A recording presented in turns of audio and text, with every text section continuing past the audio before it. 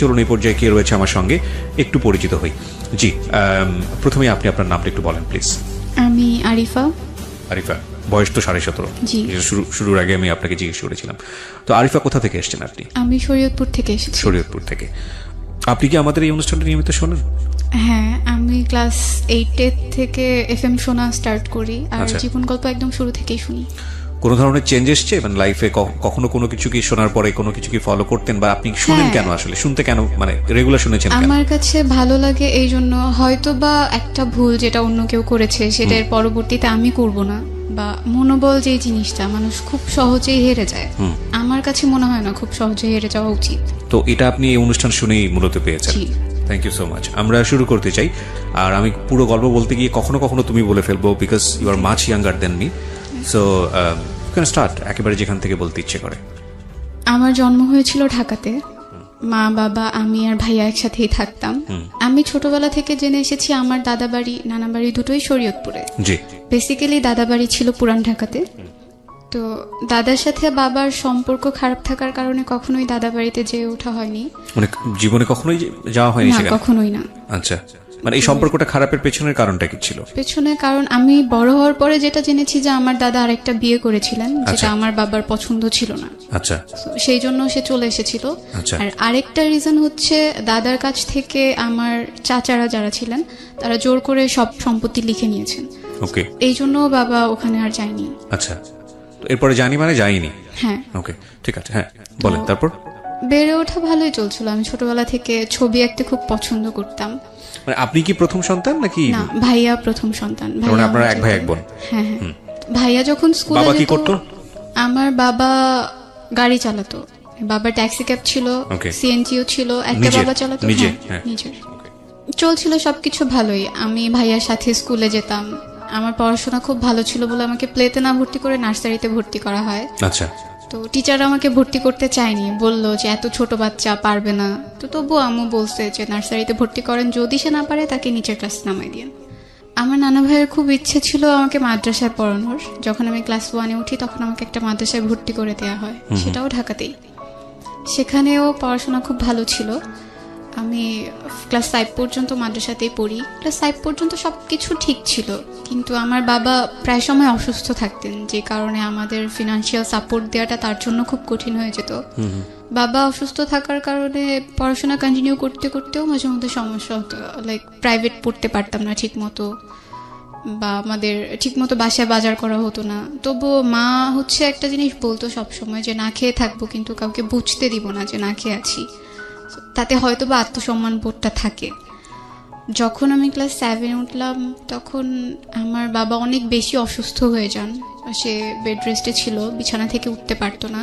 তো বাবা অসুস্থ হয়ে যাওয়ার পরে আম্মু ডিসাইড করে যে আম্মুকে কিছু একটা করতে হবে, আমাদের পড়াশোনাও কন্টিনিউ করাতে হবে। এই জন্য আম্মু সিদ্ধান্ত নেয় যে সে বাংলাদেশের বাহিরে চলে যাবে। বাবার ইচ্ছে ছিল না, সে চায়নি যে আম্মু বাংলাদেশের বাহিরে চলে যাক, ওখানে গিয়ে কিছু একটা করুক। আব্বুর ইচ্ছে ছিল সবসময় যে আমরা সবাই একসাথে থাকবো, যাই করি না কেন একসাথেই থাকবো। এরপর আম্মু বাবার বিরুদ্ধে গিয়েই তার পাসপোর্ট করে, ভিসার জন্য অ্যাপ্লাই করে, আর একটা সময় হয়েও যায়। তো আবার নানা মারা যায় 2012-এ আগস্টে। তো তখন আম্মুর প্রায় যাওয়ার ডেট চলে আসছে। কোথায়, কোন দেশে? জর্ডানে। জর্ডানে? হ্যাঁ। তখন তুমি ক্লাস 7-এ পড়ো? হ্যাঁ, আমি তখন ক্লাস 7-এ পড়ি। 2012-এর সেপ্টেম্বরের 17 তারিখে আম্মু বাংলাদেশ থেকে চলে যায়। এটা তোমার বাবার একেবারে অনুমতি? কোনো ইচ্ছে ছিল না। কি পেশায় যায় উনি তখন? Home servant. Home servant. কত সালের কথা বলছো? 2012। এই বিষয়গুলো একটু খেয়াল রাখবেন। হ্যাঁ। তো যখন বাবা আম্মুকে যেতে দিতে চাইনি, তো আমরা যখন এখানে ছিলাম আম্মু তো ওখানে ছিল, মানে সে একটু খাপছাড়া ভাবের হয়ে গেছিল। সকালে কখন উঠছি, আমি স্কুলে যাচ্ছি কিনা, আমার পড়াশোনা ঠিক মতো হচ্ছে কিনা, এগুলো সে খুব একটা কেয়ার করতো না। সে যতটুকু সময় দিতে পারতো, কখনো আমাকে এসে জিজ্ঞেস করতো না যে তুমি খেয়েছো কিনা, পড়ছো কিনা। দেখা যেত আমি সকালবেলা স্কুলে যাচ্ছি, তো আগে যেমন আমি স্কুলে যাওয়ার সময় আম্মু আমাকে খাইয়ে দিত, আমি হাত দিয়ে খেতে পারতাম না। এখন আমাকে কেউ খাইয়ে দেওয়ার মতো নাই, বা আমাকে যে বলবে তুমি খেয়ে নাও এটা বলার মতো কেউ নাই। মানে ওই সময়টাতে যখন তোমার মা জর্ডানে চলে গেল। হ্যাঁ। আবার যখন আমি স্কুল থেকে আসতাম, স্কুল থেকে এসে যেদিন খালামুনি না আসতে পারতো আমাকে রান্না করতে হতো। এমন হতো যে রাতে আর সকালে 2টা রান্না করে রাখছি আমি রাতেই। ক্লাস 7 এ পড়া অবস্থায়? হ্যাঁ, তখন থেকেই। আচ্ছা। আমাদের রান্না করতে হতো। ভাইয়া মাঝে মাঝে হেল্প করতো। তোমার ভাইয়া তখন কি করতো? ও তো তোমার চেয়ে বয়সে বড়। ভাইয়া বয়সে বড় হলেও আমরা একই ক্লাসে পড়তাম। কেন? ভাইয়া পড়াশোনায় খুব একটা ভালো ছিল না, যার জন্য ওকে নিচের ক্লাস নামায় দেওয়া হয়েছে। তোমার চেয়ে বয়সে কত বছরের বড় ছিল? 2 বছর। 2 বছর, ওকে। তো খারাপ লাগতো তখন, মনে হতো আম্মু থাকাটাই হয়তো বা অনেক বেশি ভালো ছিল, কারণ আম্মু থাকলে তো আমার কেয়ার করতো। বাবা কি তখনও বেড রেস্টে? না, তখন আবু টুকিটাকি কাজ করতে পারে, তবে খুব একটা না। আচ্ছা, মানে উনি শারীরিকভাবে অসুস্থ ছিলেন? হ্যাঁ, সব সময়ই নাকি সে অসুস্থ থাকতেন। ও, তার প্রেসার যে কোনো সময় ফল করতো। ওকে। তার ডায়াবেটিস ছিল। ওকে। আমি একদিন আমার যখন পরীক্ষা চলে আসে, আমার টিচার বাসায় কমপ্লেন করে যে ও ঠিক মতো ক্লাসে পড়া দিতে পারছে না। আমার গার্ডিয়ান হিসেবে বাবাকে ডাকায়। বাবা যখন যায়, বাবাকে বলে যে সে আগে খুব ভালো ছিল স্টুডেন্ট, এখন সে নিয়মিত ক্লাসে পড়া দিতে পারছে না। তো তখন বাবা আর কি টিচারকে বলে ওর আম্মু তো এখন নাই, হয়তো বা সে থাকলে ওকে অন্যভাবে পড়াতো।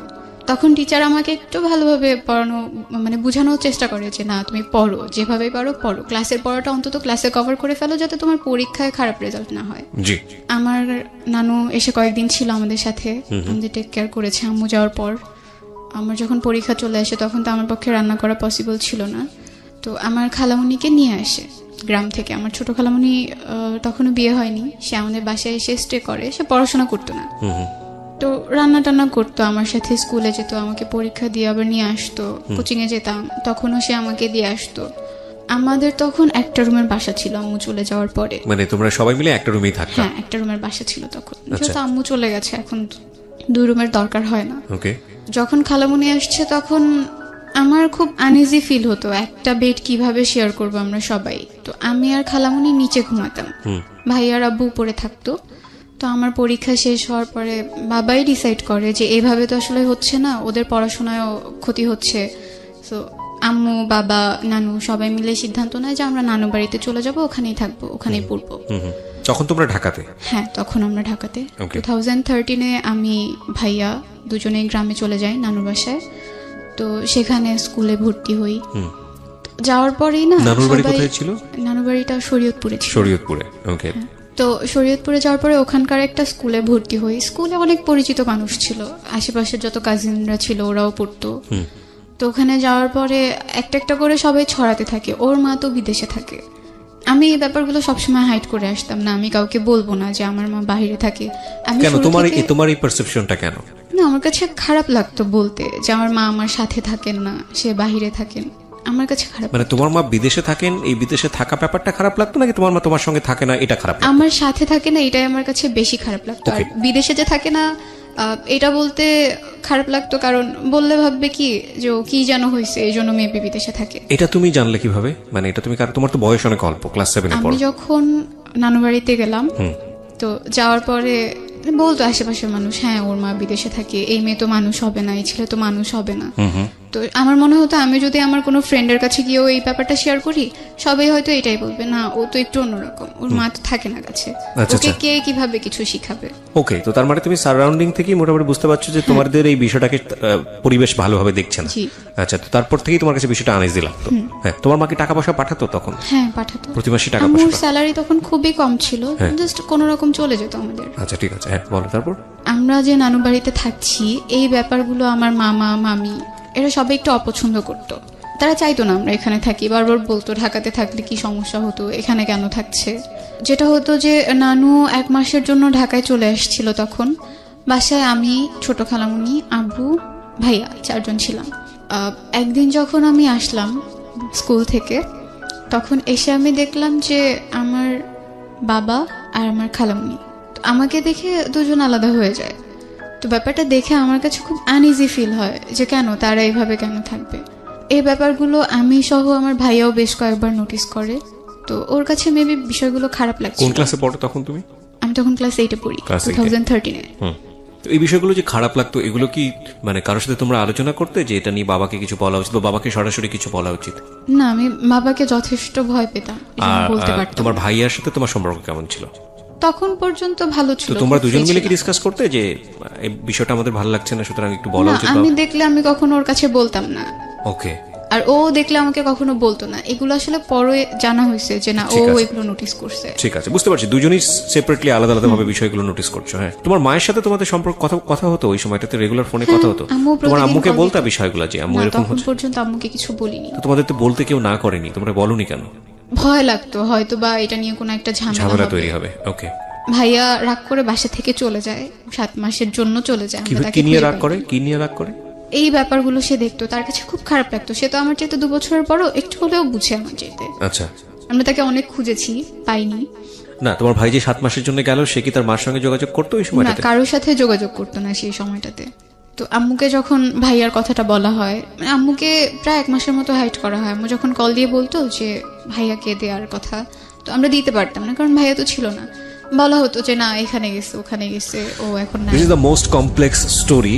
কমপ্লেক্স বলছে এই কারণে যে দুটো শিশুর বড় হয়ে ওঠার জন্য আমাদের যে ধরনের পরিবেশ দেওয়া দরকার পরিবারে, আমরা খাওয়া দিচ্ছি, লেখাপড়ার জন্য অর্থনৈতিকভাবে যে সাপোর্টটা দেওয়া দরকার সেটার জন্য পরিবার রেখে বিদেশ পর্যন্ত চলে যাচ্ছি, সবকিছু ঠিক আছে, কিন্তু মানসিকভাবে যে পরিবেশটা দেওয়া উচিত সেটা যদি আমরা না দেই, তাহলে সন্তানের বেড়ে ওঠা যে কত ভয়ানক রকমের বিপজ্জনক অবস্থায় যেতে পারে, সেটা হচ্ছে আজকের এই জীবন গল্প।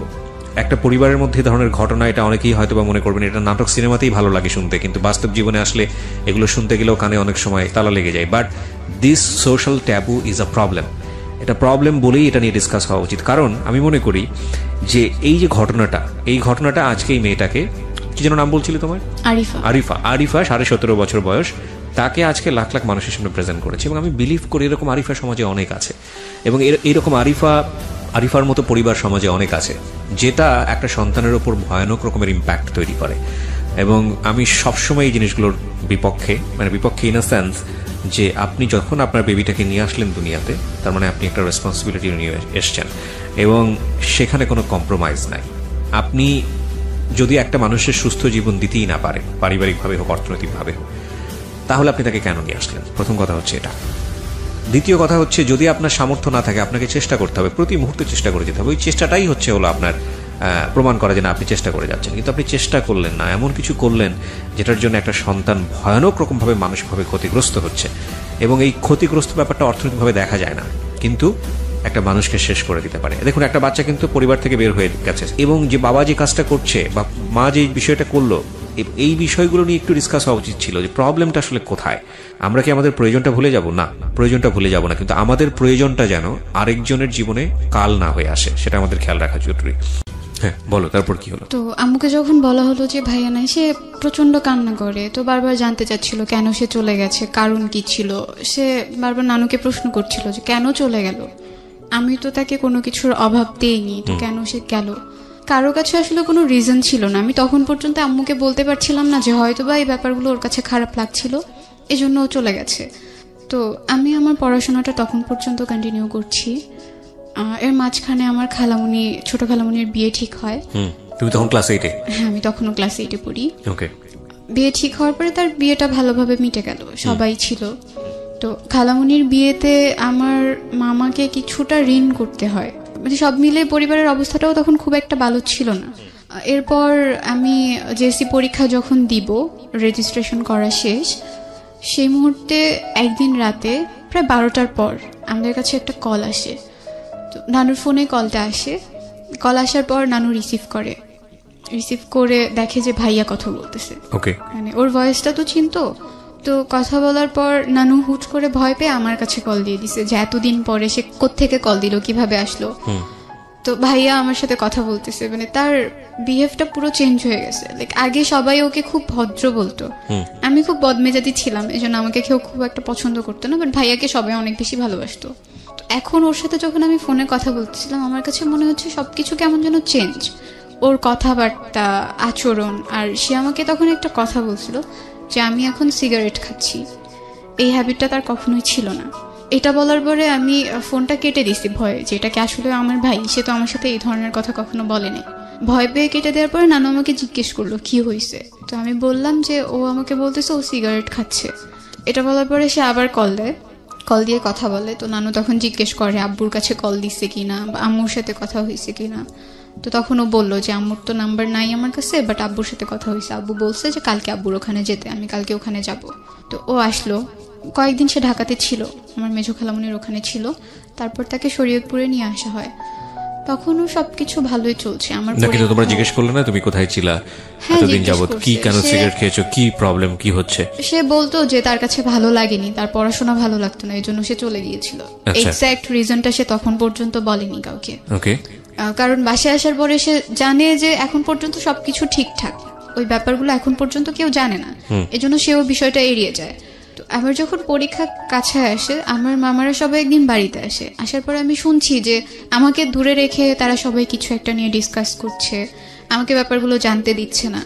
আমার পরীক্ষা যখন চলে আসছে তার 2 দিন আগে আমি ঘুমিয়ে পড়ছি। আমি তখন ছোট খালামণির সাথেই ঘুমাই। আমি আর খালামণি ঘুমানোর পরে রাত 2টা বাজে আমার ঘুম ভেঙে যায়। আমি প্রচুর এফএম শুনতাম, মিডনাইট পর্যন্ত এফএম শুনতাম। তো শুনতে শুনতে ঘুমায় পড়তাম। সেদিন এফএমটা শোনা হয়নি, মামারা সবাই বাসায় ছিল, এই জন্য 2টা বাজে যখন আমার ঘুম ভেঙে যায় আমি তখন বাইরে খুব শাউট শুনতে পারি, যে সবাই খুব চিল্লাচিল্লি করছে আর বলছিল আমার নাম নিয়ে যে ওকে তো এখানে রাখা যাবে না, ওকে এখানে রাখলে আমরা কেউ এই বাড়িতে আসবো না। আমার বড় মামিও বলছিল যে ও কেন এখানে থাকবে, এত কিছুর পরে আপনি ওকে এখানে রাখতে চান। এগুলো আমার নানুকে বলার পরে নানু জাস্ট বলছিল যে আমি ওকে ফেলতে পারবো না, আমি ওকে কোথায় রাখবো, ও কার কাছে গিয়ে থাকবে, আমি ওকে আমার সাথেই রাখবো। যখন আমি এই কথাগুলো শুনছিলাম আমার কাছে খুব খারাপ লাগছিল। আমি জানতে চাচ্ছিলাম যে কি এমন হয়েছে যার কারণে তারা আমাকে এই কথাগুলো বলতেছে যে আমাকে এখানে রাখবে না। পরীক্ষার আগের দিন রাতে আবার শুনতে পেলাম যে আমার বাবার সাথে আমার ছোট খালামণির অ্যাফেয়ার ছিল। আমি যখন এই কথাগুলো শুনলাম আমার মনে হলো আমার মাথার উপর আকাশ ভেঙে পড়েছে। মানে এটা নিয়ে রাতের বেলা গন্ডগোল হচ্ছিল? হ্যাঁ, এটা নিয়ে গন্ডগোল হচ্ছিল। এটা তোমার খালামণির বিয়ের পরে? হ্যাঁ, খালামণির বিয়ের 3 থেকে 4 মাস পরেই আস্তে আস্তে জানতে পারলাম যে তোমার বাবা তখন কোথায় ওই সময়? বাবা তখন ঢাকাতে। আচ্ছা। সে তখন ঢাকাতেই ছিল, ঢাকাতেই থাকতো। তো যখন এগুলো হয়, এই কথাগুলো যখন হচ্ছিল তখন খালামণি নানুর বাসায় ছিল, তার হাজবেন্ডের সাথে তার তখন ঝামেলা চলছিল। এই ব্যাপারগুলো নাকি আরো প্রায় 2 মাস আগে থেকে কথাবার্তা হচ্ছিল, কিন্তু এইভাবে না। তখন পর্যন্ত খুব একটা কেউ জানতো না। বড় মামার বাসায় নাকি ছোট খালামণির হাজবেন্ড বেড়াতে চায়, সেখানে গিয়ে সে মামা আর মামির সাথে এই কথাগুলো শেয়ার করে যে এরকম এরকম একটা কিছু হয়েছে। যখন আমাকে এগুলো বলা হয়, আমাকে একদম আমার নানু সামনাসামনি বলছিল যে তোর বাবাকে আমরা এত ভালো জানতাম, তোর বাবা এই কাজটা কিভাবে করলো। আমি তখন পড়ছিলাম, আমার পরীক্ষা পরের দিন। আমার কাছে প্রচন্ড খারাপ লাগছিল, আর আমি বিশ্বাস করতে পারছিলাম না যে আমার বাবা এমন কিছু একটা করতে পারে। আর এখন যে এই ব্যাপারটা অনেক দূর এগিয়ে গেছে, যেখানে আমার আম্মু আমার খালামণিকে অনেক বেশি আদর করতো, তার জামা কাপড় থেকে শুরু করে এভরিথিং আম্মুই দিত। আমার পরীক্ষার আগের দিন পর্যন্ত তো এগুলো ঠিক আছে, আম্মুর সাথে আমার তখন পর্যন্ত কথা হয়নি। আমি যে আম্মুকে ফোন দিয়ে বলবো যে মা এগুলো তো ঘটছে, তুমি কি কিছু জানো কিনা, সেই সুযোগটাও আমি পাইনি। পরের দিন আমার পরীক্ষা, আমার প্রথম পরীক্ষার দিন বাবা মার কাছে তো সবাই দোয়া চায়, যদি দূরে থাকে তাও দোয়া চায়। আম্মুর সাথে কথা বলতে পারিনি, কিন্তু আব্বুকে আমি কল দিলাম। কল দেওয়ার পরে আমার বাবার প্রথম প্রশ্ন ছিল তুমি কার সাথে থাকতে চাও, তোমার আম্মুর সাথে নাকি আমার সাথে। তো আমার আসলে অনেক খারাপ লাগে, আমি তো দোয়া চাওয়ার জন্য আব্বুর কাছে কল দিছিলাম, এইরকম কোনো একটা প্রশ্ন আমি আশা করিনি। আমি তখন কিছু বলিনি, কলটা কেটে দিছি। কেটে দেওয়ার পরে পরীক্ষা দিতে গেলাম। একদম হলে গিয়ে আমি লিখতে পারছি না, মানে আমার বারবার মনে হচ্ছে এসব কি হচ্ছে আমার চারপাশটায়। সবকিছু তো খুব ভালো ছিল, গোছানো ছিল, এগুলো কেন হচ্ছে। আমার বাংলা পরীক্ষাটা খুব খারাপ হয়। তো পরীক্ষা যখন দিয়ে আসছিলাম আমি তো খুব কান্না করছিলাম। আমার 2টা খুব ক্লোজ ফ্রেন্ড ছিল স্কুলে, তো ওরা আমাকে জিজ্ঞেস করে কি হয়েছে, কান্না কেন করতেছি, সবকিছু তো ঠিক ছিল, হঠাৎ করে কি হলো। তো আমি তখন শুধু এইটুকু বলছিলাম যে আমার মামারা চায় না আমি আর নানু বাড়িতে থাকি, কিন্তু আমি এখান থেকে গিয়ে কোথায় থাকবো, আমার তো কারোর সাথে থাকার মতো জায়গা নেই। তো বলতেছে কেন, আঙ্কেল আছে না, আঙ্কেলের কাছে গিয়ে থাক, তোর তো এটা আরো ভালো একটা অপশন, ঢাকায় গিয়ে পড়তে পারবি, আবার সবকিছু আগের মতো হয়ে যাবে। আমি বললাম যে না, এটা পসিবল না, যেহেতু এখানে থাকা স্টার্ট করছে আমি চাই এখান থেকে পড়াশোনাটা কন্টিনিউ করতে, আর নানু যতটা আদর করে এতটা আদর কেউ আমাকে করবে না। আমি পরীক্ষা দিয়ে বাসায় আসার পরে তখন এই ব্যাপারগুলো নিয়ে গন্ডগোল হচ্ছে। তো নানু তখন মামাদেরকে বলল যে ওকে যদি তোরা এখানে না রাখিস আমিও এখানে থাকবো না, আর তোর যদি ইচ্ছে হয়, আমার বড় মামাকে বলছে যে তোর যদি ইচ্ছে হয় তুই আমাকে খাবারের কোনো টাকা টুকা দিস না, আমার লাগবে না, আমি এভাবেই চলতে পারবো, যা আসে জমি থেকে সেটা দিয়ে চলতে পারবো। তো নানুর সাপোর্টটা আমার মনে হয় তখন সবচেয়ে বেশি কাজে লেগেছে মেন্টালি স্ট্রং থাকার জন্য। আম্মুর সাথে আমি ব্যাপারটা প্রথম শেয়ার করি আমার বাংলা পরীক্ষা শেষ হওয়ার পরে। আম্মু নাকি এই ব্যাপারগুলো শুনেছে, যখন থেকে কথা হচ্ছে তখন থেকেই শুনেছে, কিন্তু সে আমাকে কিছু বুঝতে দেয়নি। আর এটা নিয়ে বাবার সাথেও তার খুব ঝামেলা হয়েছে। যেটা হতো যে এই ব্যাপারের পরে বাবা আমাকে ফোন দিত না, আমি বাবার সাথে কথা না বলে থাকতে পারতাম না। আমি নিজের থেকেই তাকে দিনে 4 থেকে 5 বার কল দিতাম, কিন্তু সে রেসপন্স করতো না। কল রিসিভ করলেও বলতো যে আমি এখন ব্যস্ত আছি, পরে কথা বলি। এরপর আমি ক্লাস 9-এ ভর্তি হলাম, জেএসসি রেজাল্ট পাবলিশড হলো। রেজাল্ট খুব একটা ভালো হয়নি, তবুও আম্মু কোনো রকম খুশি ছিল। আর তখন থেকে আসলে স্টার্ট হয় আমার উপর সবার যে একটা প্রেশার। আমি কারো বাসায় গেলেই প্রথম প্রশ্ন হতো, তুই কিছু জানতি না? তুই কি কিছু দেখিস নাই? এগুলো যে ঘটছে একদিনেই ঘটে গেল, তোর কি কখনো চোখে পড়ে নাই? তখন কিছু বলার ছিল না আমার, আমি ওখান থেকে চলে আসতাম। এরপর থেকে আশেপাশের মানুষগুলোর সাথে আমি কথা বলা খুব কমিয়ে দিই, কারো বাসায় যেতাম না, সবাইকে অ্যাভয়েড করা স্টার্ট করে দিই, যে না আমি আমার মতো করে থাকবো, কাউকে লাগবে না। যখন ক্লাস 9-এ ভর্তি হলাম, ক্লাসে পারফরমেন্স ভালো থাকার কারণে টিচাররা আমাকে খুব আদর করতো, সবাই চিনতো। একদিন তখন ফেব্রুয়ারি ছিল, আমি করিডোরে দাঁড়ানো ছিলাম স্কুলে, আমার একটা ফ্রেন্ড আমার সাথে ছিল। তো আমাদের স্কুলে কলেজও আছে। হঠাৎ করে কলেজের ভাইয়েরা যখন যাচ্ছিল, আমার একটা ফ্রেন্ড বলছিল, একটা ছেলেকে দেখিয়ে বলছিল যে এই ছেলেটা তো খুব সুন্দর, আমার খুব ইচ্ছে করে এর সাথে প্রেম করতে। যদি আমাকে বলতো আমি এক পায়ে রাজি হয়ে যেতাম। তা আমি হেসে দিছি, আমি কিছু বলি নাই। বলছি ছেলেটা এতটাও সুন্দর না যে তার সাথে প্রেম করতে হবে। এই কথাটা বলার পরে সে আমাকে বলছে যে তুমি জাস্ট ওর সাথে ফ্রেন্ডশিপ করে দেখাও। বলছি আমি যদি এখন হুট করে গিয়ে তাকে বলি যে ভাই আমি আপনার সাথে ফ্রেন্ডশিপ করবো, সে তো আমাকে একটা চড় দিয়ে দিবে, পিচ্চি মেয়ে কোত্থেকে আসছে ফ্রেন্ডশিপ করতে। এটা বলার পরে সে বলতেছে আমি তোমাকে ফোন নাম্বার কালেক্ট করে দিব এনিহাও, বাট তোমার ওর সাথে ফ্রেন্ডশিপ করে দেখাতে হবে, যদি তুমি না পারো তুমি স্কুলে আসবা না। লাইক একটা চ্যালেঞ্জের মতো হয়ে গেছে। আমি বললাম ওকে ফাইন, তুমি যদি আমাকে নাম্বার কালেক্ট করে দিতে পারো আমি দেখবো বাকিটা কিভাবে কি করা যায়। তখন পর্যন্ত আমার কোনো পার্সোনাল ফোন ছিল না। তো প্রায় 1 মাস পরে সে আমাকে একদিন মেসেজে একটা নাম্বার দিল, আর তার নামটা আমি এখানে বলতে চাচ্ছি না। তো নামটাও সাথে লিখে দিছিল যে এটা ওর নাম্বার। তো আমি ওকে জিজ্ঞেস করলাম কিভাবে কালেক্ট করছো, বললো যে আমার একটা ফ্রেন্ড আছে তার কাছ থেকে কালেক্ট করে দিছি। কোন ক্লাসে পড়ো তখন তুমি? তখন আমি ক্লাস 9-এ। ক্লাস 9-এ পড়ো। তোমার ভাই কি তোমার সঙ্গে থাকে? না, ভাইয়া তখন ঢাকাতে থাকতো, আব্বুর সাথে, বাবার সঙ্গে থাকতো। হ্যাঁ, তুমি থাকতো তোমার নানুর সঙ্গে। হ্যাঁ। আচ্ছা। তো আমি সেদিন রাতেই একটা মেসেজ দিই, মেসেজ দেওয়ার পরে হ্যাঁ ছেলেটাকে মেসেজ দিই। ছেলেটা কি তোমাদের স্কুলের কলেজ সেকশনে পড়তো? হ্যাঁ হ্যাঁ। ওকে। সে তখন ইন্টারমিডিয়েট ফার্স্ট ইয়ারে পড়তো। তুমি তখন ক্লাস 9-এ? হ্যাঁ। তো মেসেজ দেওয়ার পরে সে রিপ্লাই দেয়, সাথে সাথেই রিপ্লাই দেয়, জিজ্ঞেস করে কে। তো আমি আমার পরিচয়টা গোপন রেখেই তার সাথে কথা বলছিলাম। জি। আমি যখন তাকে মেসেজ দিছি তখন আমি আমার ফ্রেন্ডকে বললাম যে আমি তো তাকে মেসেজ দিছি, সে রিপ্লাই দিছে। তার আগে তুমি আমাকে একটু বলো, সেটা হচ্ছে যে আমি এখান থেকে আবার শুনবো তোমার কাছে, কিন্তু এটা নিয়ে তোমার বাবার সঙ্গে তোমার যোগাযোগ হতো, তোমার বাবা বিষয়টাকে ডিনাই করতো, মানে তোমার সঙ্গে কথা বলতে চাইতো না। বিষয়টা এরকম ছিল যে বাবা তোমাকে যে প্রশ্নটা করেছিল যে তুমি কার সঙ্গে থাকবা, বাবার সঙ্গে থাকবা নাকি ওখানে থাকবা, সেটার সিদ্ধান্ত আসলে এসে পায়নি, বা তুমি বাবার সঙ্গে থাকছো না এই কারণে বাবা তোমার উপর রাগ করেছিল, বিষয়টা কিরকম? না, বিষয়টা এমন না, বাবা আসলে চাইতোই না, সে আমাদেরকে দূরে সরাতে চাচ্ছিল আস্তে আস্তে, সে চাচ্ছিল তার মতো করে আলাদা থাকতে। আচ্ছা। আর আম্মুও চাইতো না যে আমি বাবার সাথে কথা বলি, বাবার সাথে সম্পর্ক রাখি। আর ভাইয়া থাকতো, ওর তো ঢাকায় থেকে আবার পড়াশোনা করা স্টার্ট করে দিছে, ওর ওখানে থাকার মতো খুব একটা জায়গা ছিল না, তো এই জন্য ও বাবার সাথে থেকেই পড়াশোনাটা করতো। তুমি এই ঘটনা ঘটার পরে মার সঙ্গে কি বিষয়গুলো নিয়ে কথাবার্তা হলো? মা কি তোমাকে কিছু জিজ্ঞেস করেছিল এই বিষয়গুলো নিয়ে?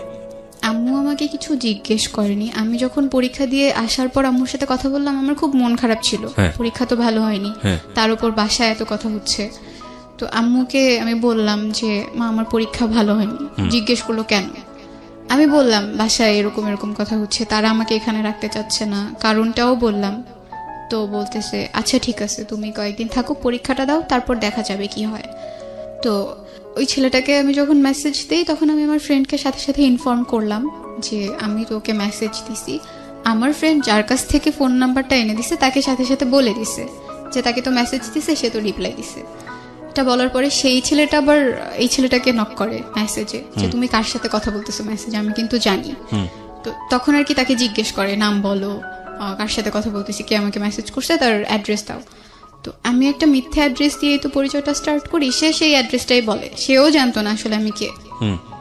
তো আমার হচ্ছে জাস্ট ফ্রেন্ডশিপ করাটা একটা ইস্যু ছিল, আর কিছু ছিল না। আমি ফ্রেন্ডশিপ করার পর তার সাথে কথা বলা বন্ধ করে দিব, এরকম কিছু একটা প্ল্যান ছিল। তোমাদের যে ফ্রেন্ডশিপের জায়গা থেকে আমি আবারও ফিরি, কিন্তু তার আগে আমাকে একটু বলো, তোমাদের বাবার সাথে মার যে দূরত্ব বা সেপারেট হয়ে যাওয়ার যে ব্যাপারটা, সেখানে যেই ব্যক্তিটি মানে তোমার আন্টি, তো সেখানে ওনার যে 3 মাস পরে যে প্রবলেমটা হলো বিয়ের পরে, ওনার অবস্থা কি দাঁড়ালো ওই ঘটনার পরে?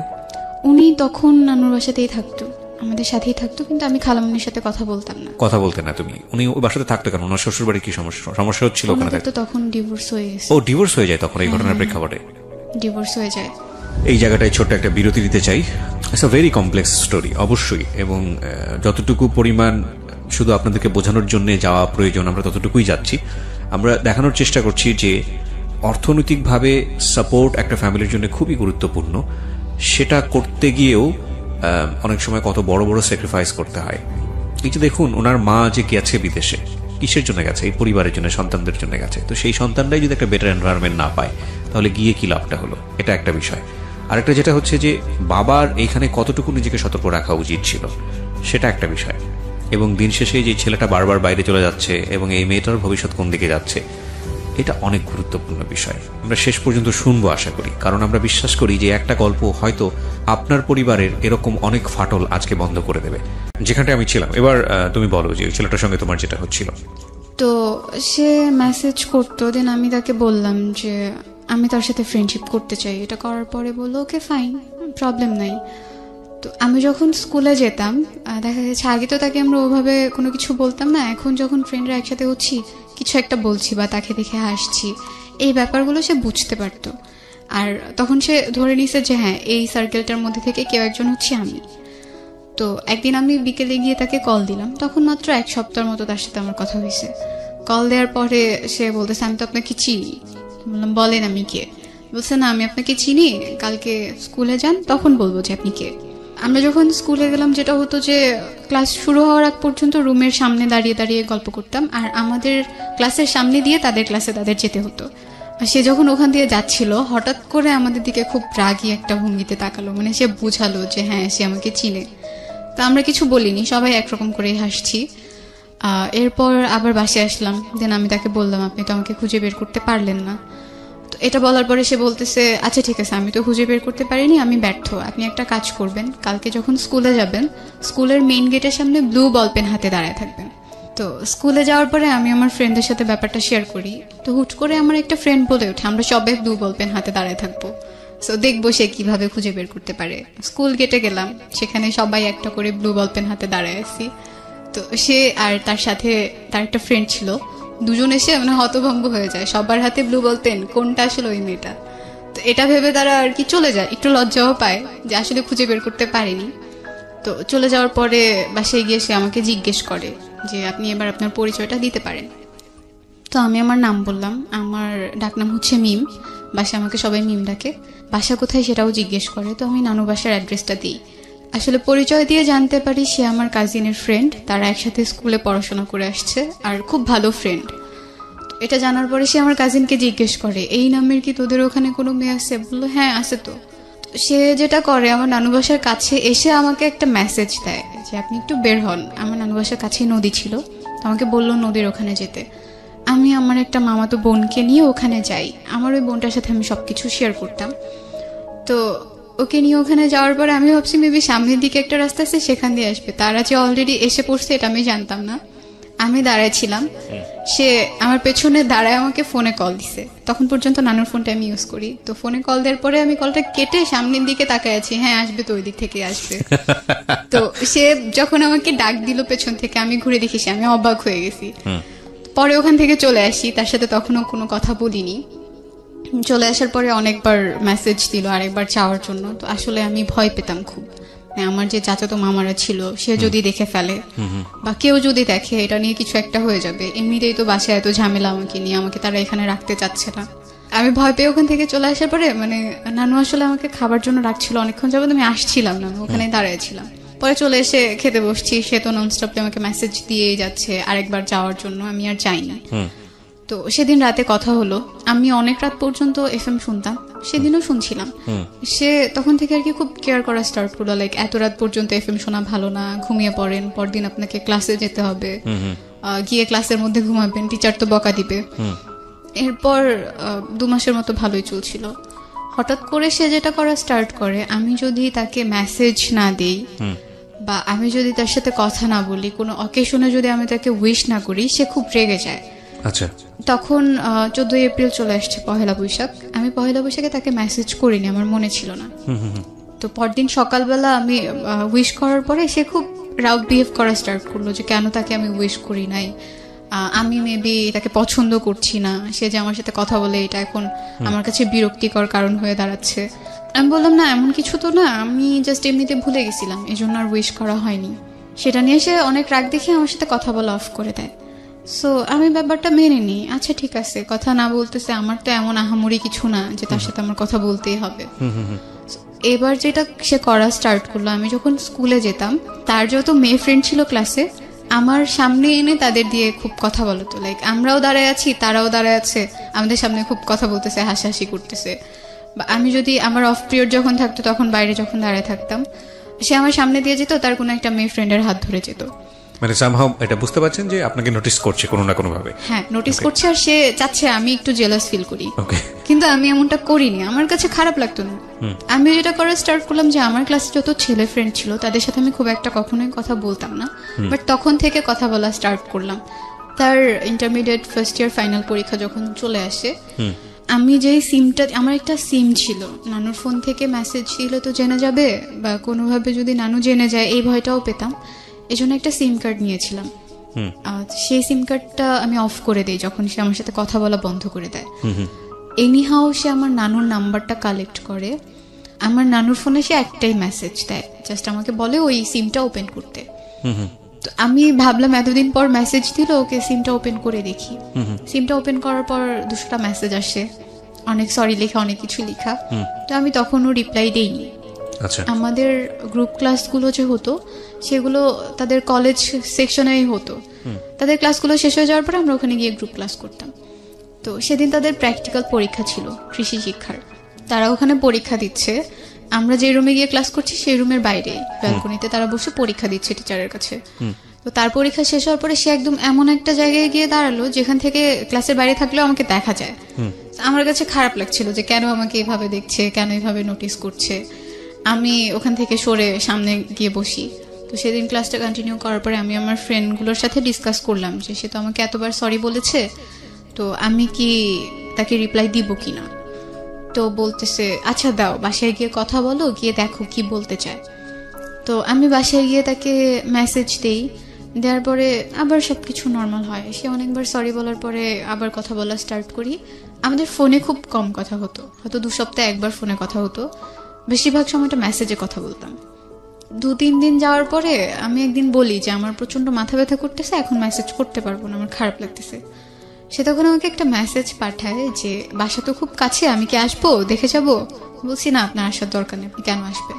তো সে বলতেছে ওকে ফাইন, আমি মেসেজ করতেছি, যদি খারাপ লাগে তখন বলবেন যে হ্যাঁ খারাপ লাগতেছে।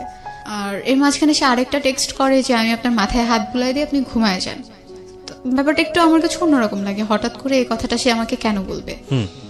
দেন আমি আবার পরের দিন স্কুলে গেলাম, স্কুলে গিয়ে ফ্রেন্ডদের সাথে এই ব্যাপারগুলো শেয়ার করলাম, সে তো এগুলো বলতেছে। তো ওরা এমন একটা ভাব নিয়ে আমাকে একটা কথা বললো, এই ছেলে তোমাকে প্রপোজ করবে, জীবনেও না, এটা তো জাস্ট সে এমনি বলে ফেলছে কথার প্রসঙ্গে। আমি বললাম আচ্ছা আমি কি দেখতে এতটাই খারাপ, এতটাই কুৎসিত যে আমাকে সে প্রপোজ করতে পারবে না। বাসায় চলে আসি, আবারও তার সাথে কথা বলা স্টার্ট করি। তো একদিন হুট করে সে আমাকে রাতে প্রপোজ করে বসে। তো করার পরে আমি সেদিন তাকে বললাম, এসএমএস এর মাধ্যমে করে নাকি? হ্যাঁ, মেসেজই করে। আচ্ছা। তো সে যখন প্রপোজ করে আমি তাকে না করে দিই, রিফিউজ করে দিই।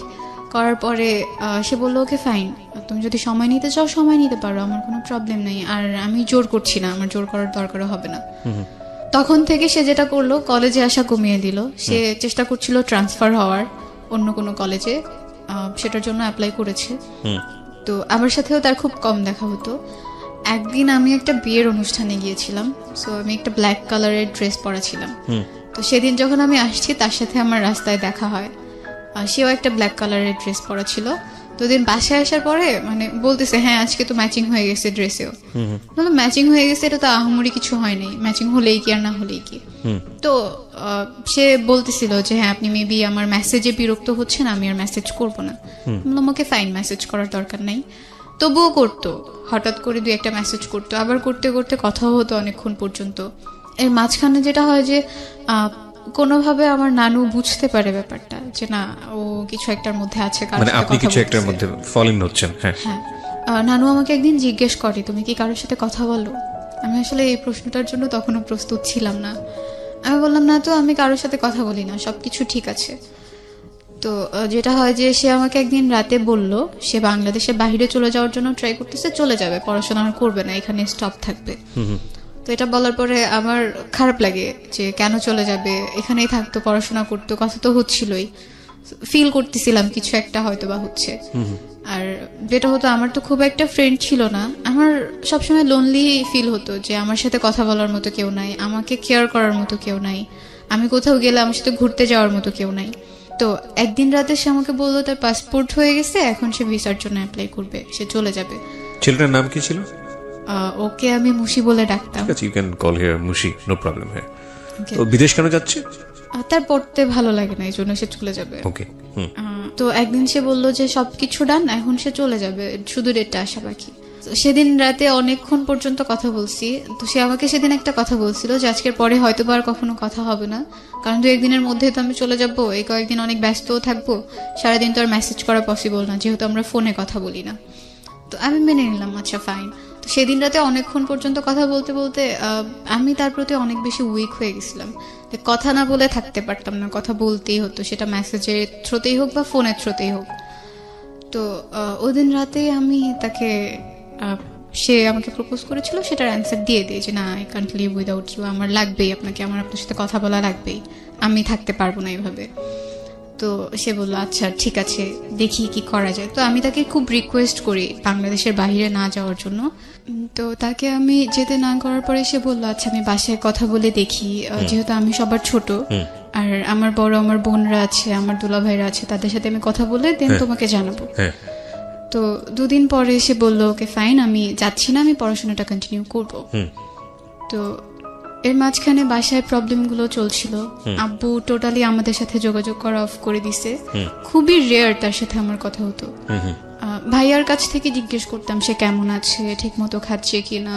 তো ভাইয়ার কাছ থেকে আপডেট পেতাম বলে বাবাকে আমিও কল করা অফ করে দিই, যেহেতু সে আমাকে ওভাবে কথা বলতে চায় না আমার সাথে, একটু এড়িয়ে চলছিল। তার মুশির সাথে আমি আমার ফ্যামিলির ব্যাপারগুলো তখন পর্যন্ত শেয়ার করিনি, আমি ভয় পেতাম যদি আমি এগুলো বলার পরে সে আমার সাথে রিলেশনটা না রাখে, এই ভয়গুলো কাজ করতে বলে আমি কখনো তার কাছে বলিনি। আর সেও কখনো আমাকে জিজ্ঞেস করেনি আমি নানু বাড়িতে কেন থাকি। ক্লাস 9টা এভাবে পার হয়ে গেল। আমি যখন ক্লাস 10-এ উঠলাম তখন আমার আম্মু বাংলাদেশে আসেন। তো আম্মু যখন বাংলাদেশে আসেন আমাকে বলা হয় যে আম্মু বাংলাদেশে আসবেন, ভাইয়া তাকে রিসিভ করতে যায়। আম্মু আমার ছোট মামার বাসায় উঠে, মামার বাসা ঢাকাতেই ছিল। তো আমি আর নানু গ্রাম থেকে ঢাকাতে যাই। যখন ঢাকাতে যাব তখন নানুর হাতে টাকা ছিল না, তো আমি টিউশন পড়াতাম, আমার 2টা কাজিনকে পড়াতাম। মানে আমি এতটা খুশি ছিলাম আম্মুকে দেখবো যে আমি সেই টাকাগুলো সব নানুকে দিয়ে দিছি, বলতেছে এটা দিয়ে আমরা ঢাকায় যাব, আম্মুর জন্য কিছু একটা কিনবো, এতদিন পর সে আসতেছে। তো আমি যখন ঢাকায় যাই, আমি গিয়ে আমার বড় মামার বাসাতে উঠি নানু সহ। আম্মু আসে ভাইয়ার সাথে। আম্মু যখন আসে সে আমাকে ওভাবে না খেয়াল করেনি, মানে সে চিনতে পারতেছিল না। সে ভাবছিল কত বছর পরে আসলো বলো তো? আম্মু প্রায় 2.5 বছর। 2.5 বছর পরে। আচ্ছা। তো আমি অনেক রোগা হয়ে গেছিলাম, খুব কালো হয়ে গেছিলাম। সে ওভাবে আমাকে বুঝতেই পারেনি যে এটাই আমি হব। সে একটু অবাক হয়ে গেছে আমাকে দেখে। তো এটা বলার পরে আমি হেসে দিছি। তো আম্মু আমাকে জড়ায় ধরলো, হাকটাক করলো। যেদিন প্রথম 2 বছর থেকে 2.5 বছর পর আমি আম্মুর সাথে শুলাম রাতে, অনেক গল্প করলাম এতদিন কি হয়েছে। আম্মুর সাথে অনেক গল্প করার পরে পরের দিন আমরা শপিং করতে যাই মামি সহ। সেখান থেকে আমরা শপিং টপিং করে বাসায় আসি। তো আর কি সব ধরনের কথাই তখন পর্যন্ত বাসায় হয়। খালামুনির সাথে বাবার ওই অ্যাফেয়ারটার কথাও তখন হচ্ছিল। তো আম্মুকে মামা অনেক দোষারোপ করছিল, আম্মু বলতেছিল আসলে আমার কিছু করার নেই, এটা আমার ভাগ্যে ছিল, এই জন্য হয়ে গেছে, এখন আমি কি করতে পারি। বাট আমি চাই আমি আমার ছেলে নিয়ে সবসময় একসাথে থাকবো, সুখে থাকবো। আচ্ছা, আর আমি কোনো বিয়েও করব না। এই ডিসিশনটা আম্মু তখনই নেয়। আর তখন থেকে আমি ঠিক করি যে জীবনে যাই করি না কেন, যত বড়ই হই না কেন, আম্মুর জন্য করব প্রত্যেকটা জিনিস। আর তার জন্য হলেও আমাকে এমন একটা লেভেলে গিয়ে দাঁড়াতে হবে, স্ট্যাবলিশ হতেই হবে, যাতে মানুষ আমাকে কোনো কিছু না বলতে পারে বা আমার মাকে কোনো কিছু না বলতে পারে। যখন ক্লাস 10 উঠলাম তখন আম্মু আমার সাথে গ্রামে চলে আসে নানুর বাসায়। নানুর বাসায় তো তখন আমি আর নানুই থাকতাম, কারণ আমার ছোট খালামণির তখন আরেকটা বিয়ে হয়ে গেছে। তো খালামণির বিয়ে হয়ে যাওয়ার পর খালামণি শ্বশুর বাড়িতে থাকে, আমি নানু আম্মু একসাথে থাকতাম। আস্তে আস্তে অনেক মাস থাকার পরে আম্মু ডিসাইড করে আম্মু আর যাবে না জর্ডান, সে অন্য কোথাও যাওয়ার ট্রাই করবে। ভাইয়াও ছিল, ভাইয়াও থাকতো আমাদের সাথে, সে ঢাকাতে পড়তো, তখন আসতো। ভাইয়ের সাথে না আমার খুব ঝগড়া হতে লাগলো, তখন ও আমাকে সহ্য করতে পারতো না, আম্মু আমাকে প্রচন্ড আদর করতো এই জন্য। তো ওর সাথে জেলাসি করার কারণে ঝগড়াটাও অনেক বেশি হতো, তো সম্পর্কটাও আস্তে আস্তে খারাপ হতে থাকে।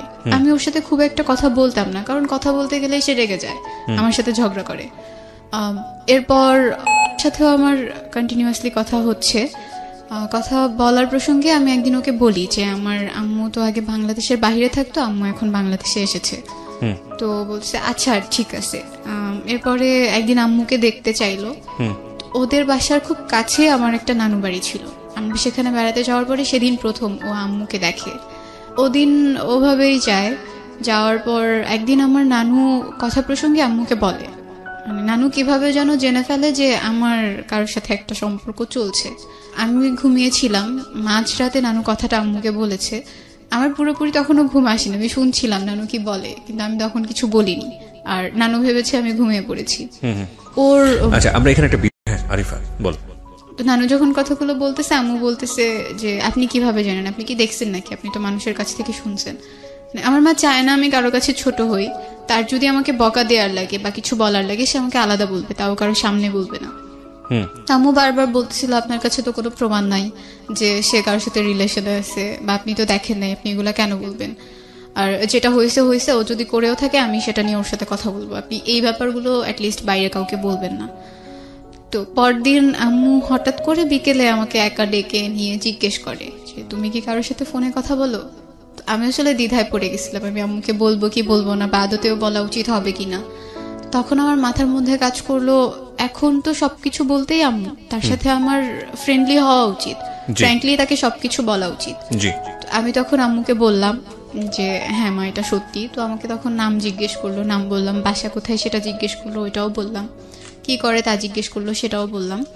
আমার এসএসসি পরীক্ষা যখন কাছে চলে আসলো, তো তখন একদিন রাতে আমার খুব মন খারাপ ছিল, আমি এফএম শুনছিলাম। তো আমার মা আমাকে জিজ্ঞেস করলো যে তুমি কি করছো পড়া না রেখে, এফএম কেন শুনছো। তো আমি বললাম যে তুমি একটু শোনো, তোমার ভালো লাগবে। তো সেই সময়টা থেকে আমি আর আম্মু মিডনাইটে যেই শোগুলো হতো বা রাতে যেই শোগুলো হতো সেগুলো একটা ইয়ারফোন ভাগ করে শুনতাম, শুনতো আমিও শুনতাম।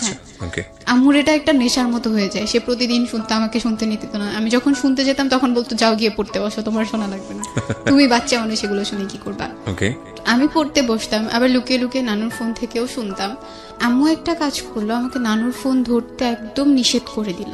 মানে সে চাচ্ছিল আমিও একটু এইসব সম্পর্ক থেকে দূরে থাকি, পড়াশোনায় ইনভলভ হয়ে যাই। এই কারণে নানুর ফোনটা ধরতে বারণ করছে, আর নানু আমাকে তার ফোনটা ধরতে দিত না। আর আমি তো নানুর ফোন থেকেই মেসেজ করতাম, তখন কি করব এই জন্য টেনশনে পড়ে গিয়ে আম্মুর ফোন থেকেই লুকিয়ে লুকিয়ে একটু একটু মেসেজ করতাম, লুকিয়ে লুকিয়ে একটু একটু ফোনে কথা বলতাম। ও আমাকে সব সময় রিকোয়েস্ট করতো দেখা করার জন্য, কিন্তু আমি বাসার সবাইকে ভয় পেতাম বলে দেখা করতাম না, কখনোই করতাম না।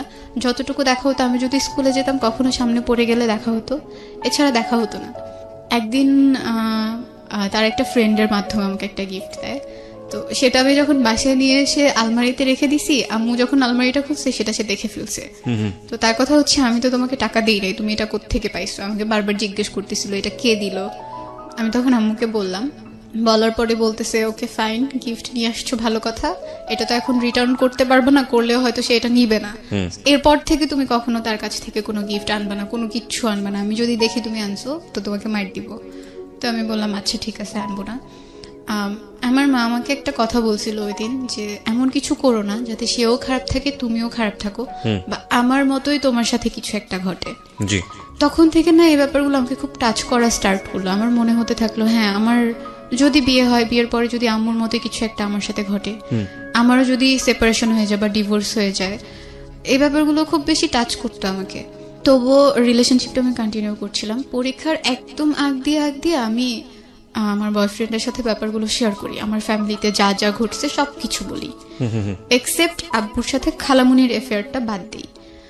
এইটুকু স্কিপ করে পুরো ঘটনাটা বলি যে তাদের মাঝখানে একটা সম্পর্ক ছিল যার কারণে আম্মুর সাথে আপুর সেপারেশন হয়ে গেছে। তো তখন সে প্রথমবার এটা জানতে পারে। সে আমাকে তখন খুব সান্ত্বনা দেয়, কয়েকদিন খুব কেয়ার করা স্টার্ট করে, বাট তারপর থেকে সে আমাকে অ্যাভয়েড করা স্টার্ট করে দেয়। আমার সাথে কথা বলতো না, আমি কল দিলে কল কেটে দিত, আমি মেসেজ দিলে রিপ্লাই দিত না।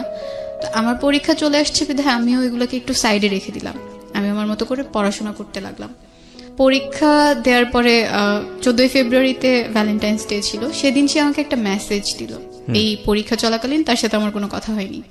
তো মেসেজ দেওয়ার পরে শুধু সেই দিনটাই কথা হয়েছে রাতে মেসেজে। তো এর মাঝখানে আমার ভাইয়া পড়াশোনা টোটালি ছেড়ে দিছে বলে আম্মু ডিসাইড করে যে ওকে বাংলাদেশের বাইরে পাঠিয়ে দিবে।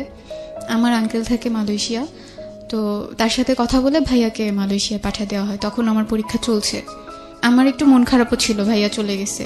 তো এটা নিয়ে ওর সাথে আমার মাঝে মাঝে কথা হতো যে ভাইয়া চলে গেছে, এখন তো কারোর সাথে আমি ঝগড়াও করতে পারি না, গল্প করার মতো কেউ নাই, সো খারাপ লাগে। আর আমি একদম একা হয়ে গেছি, পরীক্ষা বলে কোনো ফ্রেন্ডও আমাকে সময় দিতে পারে না, কারোর সাথে কথাও হয় না। তো সে একটু কোম্পানি দিত আমাকে, যতটুকু পারতো দিত। তো আমার যেদিন রেজাল্ট পাবলিশড হয় সেদিন সবার প্রথমে ওই আমাকে আমার রেজাল্টটা জানায়। তো আম্মুর ফোনে কল দিছে, তো আম্মু ভাবছে আমার কোনো ফ্রেন্ড মেবি, আম্মু আমাকে দিয়ে দিছে। তো আমি যখন বললাম আমার রেজাল্ট পাবলিশড হয়েছে আম্মু, CGPA তো আম্মু বলতেছে কে কল দিছে। তো এখন তো বলতে পারতেছি না সে কল দিছে। তো আম্মু জিজ্ঞেস করতেছে তোমার ফ্রেন্ড কল দিচ্ছে, তোমার ফ্রেন্ডের রেজাল্ট দেয়নি? বলছি না, ওর রেজাল্ট এখনো পাইনি।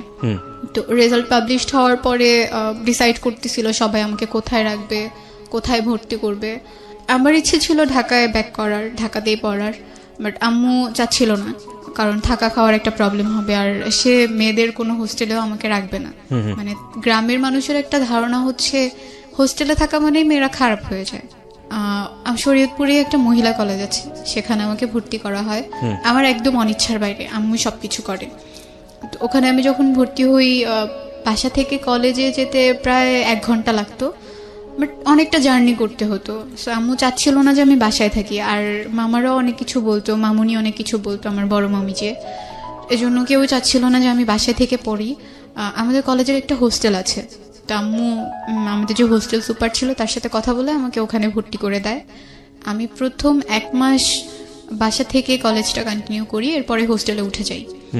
আমার যখন রেজাল্ট পাবলিশড হয় আর আমি কলেজে ভর্তি হব, তার 2 দিন আগেই আম্মু আবার জর্ডানে চলে যায়। ওকে। তো চলে যাওয়ার পরে আমি 1 মাস কলেজ থেকে বাসায় যাতায়াত করতাম। পরে যখন আমি চলে গেলাম, তো আম্মু নানুর সাথে কথা বললো, মানে মামারা চাচ্ছিল যে নানু ঢাকায় চলে যাক, নানু ঢাকায় গেলে নানুকে তারা দেখবে, কিন্তু যদি নানু এখানে থাকে নানুকে তারা খাবার টাবার কোনো কিছু দিবে না। সো আম্মু নানুর সাথে একদিন কথা বলে জিজ্ঞেস করলো আপনি কি চান, আপনি যদি চান ঢাকায় যেতে আপনি যেতে পারেন, কিন্তু যদি এখানে থাকেন আপনার সব দায়িত্ব আমি নিব, ওটা আপনার ভাবা লাগবে না। তো নানু ডিসাইড করলো যে সে গ্রামেই থাকবে, সে ঢাকাতে মামাদের বাসায় যাবে না। আম্মুই তখন থেকে নানুর দেখাশোনাটা করে আসতেছে। আমি কলেজে ভর্তি হয়ে গেলাম। 2016 ডিসেম্বরে স্কাউট ক্যাম্প হয়, আমাদের কলেজ থেকে স্কাউট ক্যাম্পে যাওয়া হয়। তো আমরা মোট 16 জন গেছিলাম। তো ওখানে গিয়ে রোভার মুডে আমাদের কলেজ থেকে যে 8 জন সিলেক্ট করা হয়, সেই 8 জনের মাঝখানে আমিও ছিলাম। তো রোভার মুডে গিয়ে আমাদের পাশের তাঁবুতেই কিছু ছেলেরাও ছিল, মেয়েরাও ছিল। তো আমি একদিন, ওরা আমাদের কাছ থেকে একটা পানির পট নিছে, তো সেটা আনার জন্য যখন ওদের তাঁবুর ভেতরে যাই, একটা ছেলে ওখানে শোয়া ছিল। তো সে কিছু একটা বলছে, আমি ওটা শুনিনি, আমি ওখান থেকে বের হয়ে চলে আসি। আমি একটু ফ্ল্যাশব্যাকে যাব, এর মাঝখানে ওর সাথে টোটালি আমার কথা অফ হয়ে যায়।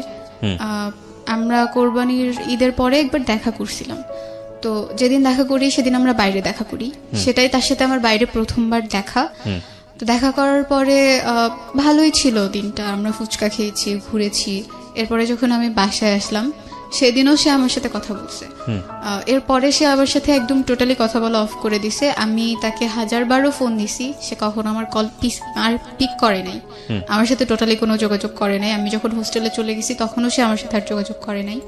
ইভেন সে কেন আমার সাথে কথা বলতেছে না সেটার কোনো রিজনও সে তখন আমাকে দেয়নি। তো যখন স্কাউট ক্যাম্পে গেলাম, ওখানে অনেক ছেলে কথা বলতে আসতো, কিন্তু কারোর সাথে আমি কথা বলতাম না। মানে আমার মনে হচ্ছিল ছেলেদের প্রতি আমার কেমন যেন একটা অ্যালার্জি তৈরি হয়ে গেছে, ওদের কাছ থেকে দূরে থাকতাম। ওখান থেকে যেদিন চলে আসলাম সেদিন আমার একটা ফ্রেন্ড ছিল হোস্টেলের, ও আমাকে একটা ছেলের কথা বললো যে তোমাকে পছন্দ করে, তোমার সাথে কথা বলতে চায়। তো আমি বলছি না, আমার নাম্বার দিও না, আমার কথা বলতে ইচ্ছে করে না, আমি কথা বলবো না। তো সেদিন আমরা একসাথেই ঘুমাই, তো একসাথে একদম স্কাউট ক্যাম্প থেকে এসে সেই সকালবেলা ঘুমাইছি, ঘুম ভাঙছে রাতে, মনেই ছিল না কখন সকাল পেরিয়ে দুপুর পেরিয়ে গেছে। তো ওর ফোনে ফোন দেয় সেই ছেলেটা, যে ছেলেটা ওর কাছে বলছে। তো ওই ছেলেটা ওকে ফোন দেওয়ার পরে ও বলে, আমাকে খুব রিকোয়েস্ট করে যে তুমি 5 মিনিট কথা বলো, তোমার সাথে কথা বলতে চায়। তো আমি 5 মিনিট তার সাথে কথা বলার পরে সে সবকিছু বলার পরে আমার ফোন নাম্বার চাইলো, আমি তাকে আমার কন্ট্যাক্ট নাম্বার দেইনি। তো আমি তাকে একটু অ্যাভয়েড করে থাকলাম, আমার ফ্রেন্ডের রুমে আমি কম যেতাম, কারণ আমার মনে হতো আমি যদি ওর রুমে যাই ও হয়তো আমাকে বলবে ওই ছেলেটার সাথে কথা বলতে। তারপরের দিন আবার এরকম কথা বললো। তো কথা বলার পরে আমার মনে হলো যে আচ্ছা একটু কথা বলে দেখি কেমন, এতবার যখন রিকোয়েস্ট করছে কথা বলি। তখন কি তোমার মুশির সঙ্গে সম্পর্কটা আছে? না, নাই। আচ্ছা, ওকে, ঠিক আছে, বলো। তো ওর সাথে কথা বললাম, 2 দিন 3 দিন কথা বললাম। এরপরে আমাদের হোস্টেলটা ছুটি দিয়ে দিছে, ফার্স্ট ইয়ার ফাইনাল এক্সাম শেষ, এজন্য ছুটি দিছে। তো আমরা সবাই বাসায় যাব হোস্টেল থেকে।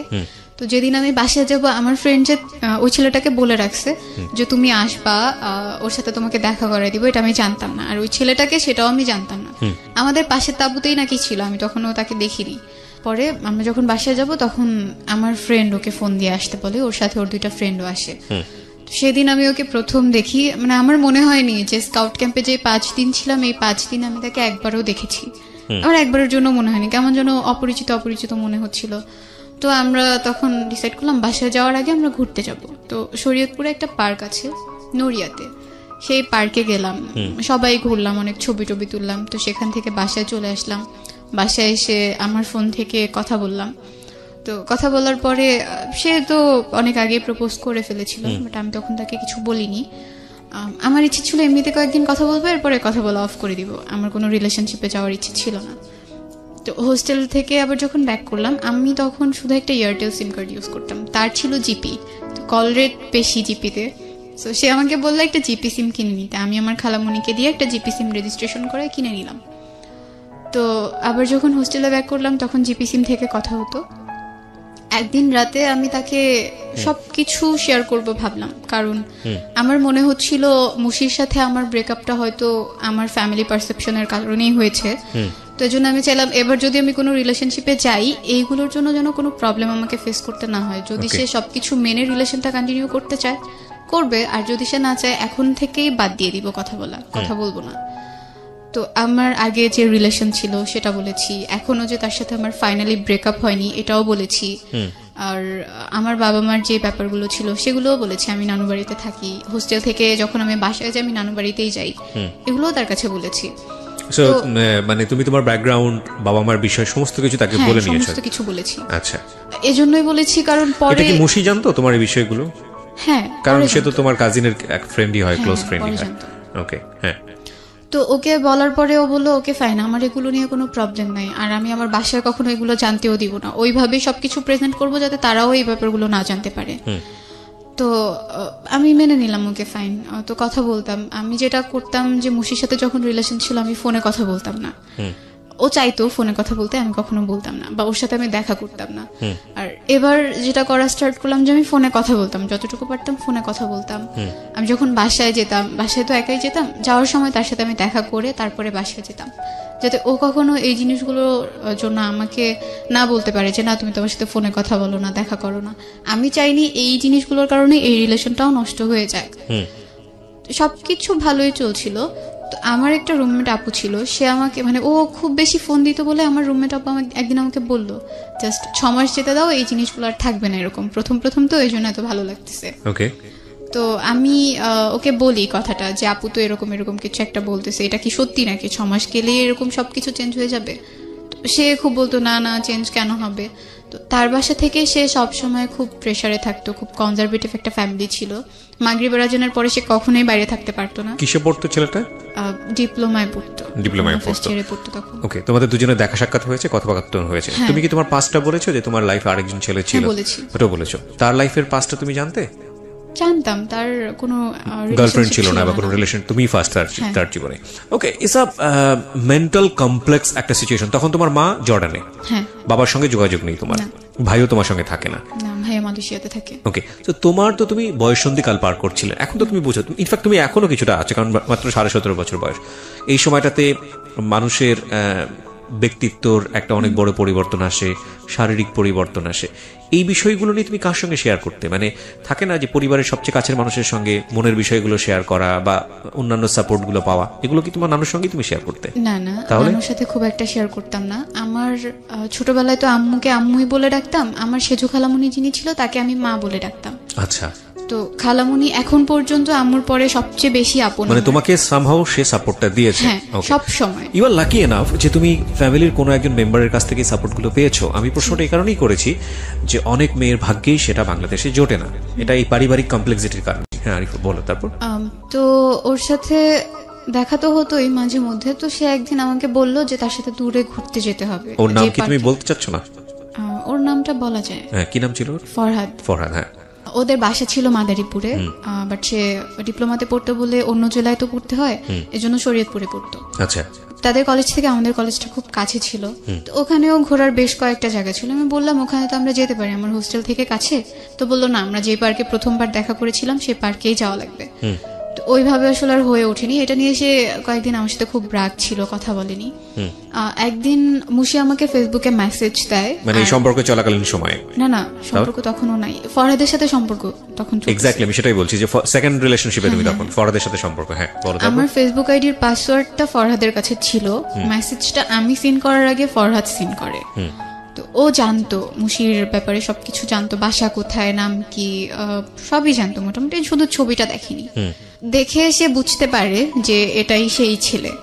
তো যখন সে বুঝতে পারে, সে আমার আইডি থেকে না, তার আইডি থেকে তাকে মেসেজ দেয়। ওকে, ফরহাদ নিজে যেচে মুশিকে মেসেজ দিতে যায় কেন? কারণটা কি, প্রয়োজনটা কি ছিল? মানে সে আসলে আমার আইডি থেকে যদি বলে যে আমার সাথে তার এখন রিলেশনশিপ চলছে, আমি তো দেখে ফেলবো সব যখন আমি ফেসবুকে যাব। এজন্য সে তার আইডি থেকে মেসেজ দিয়ে সব বলে যে ওর সাথে এখন আমার রিলেশন চলছে, আপনি ওকে আর নক দিবেন না। আচ্ছা আচ্ছা।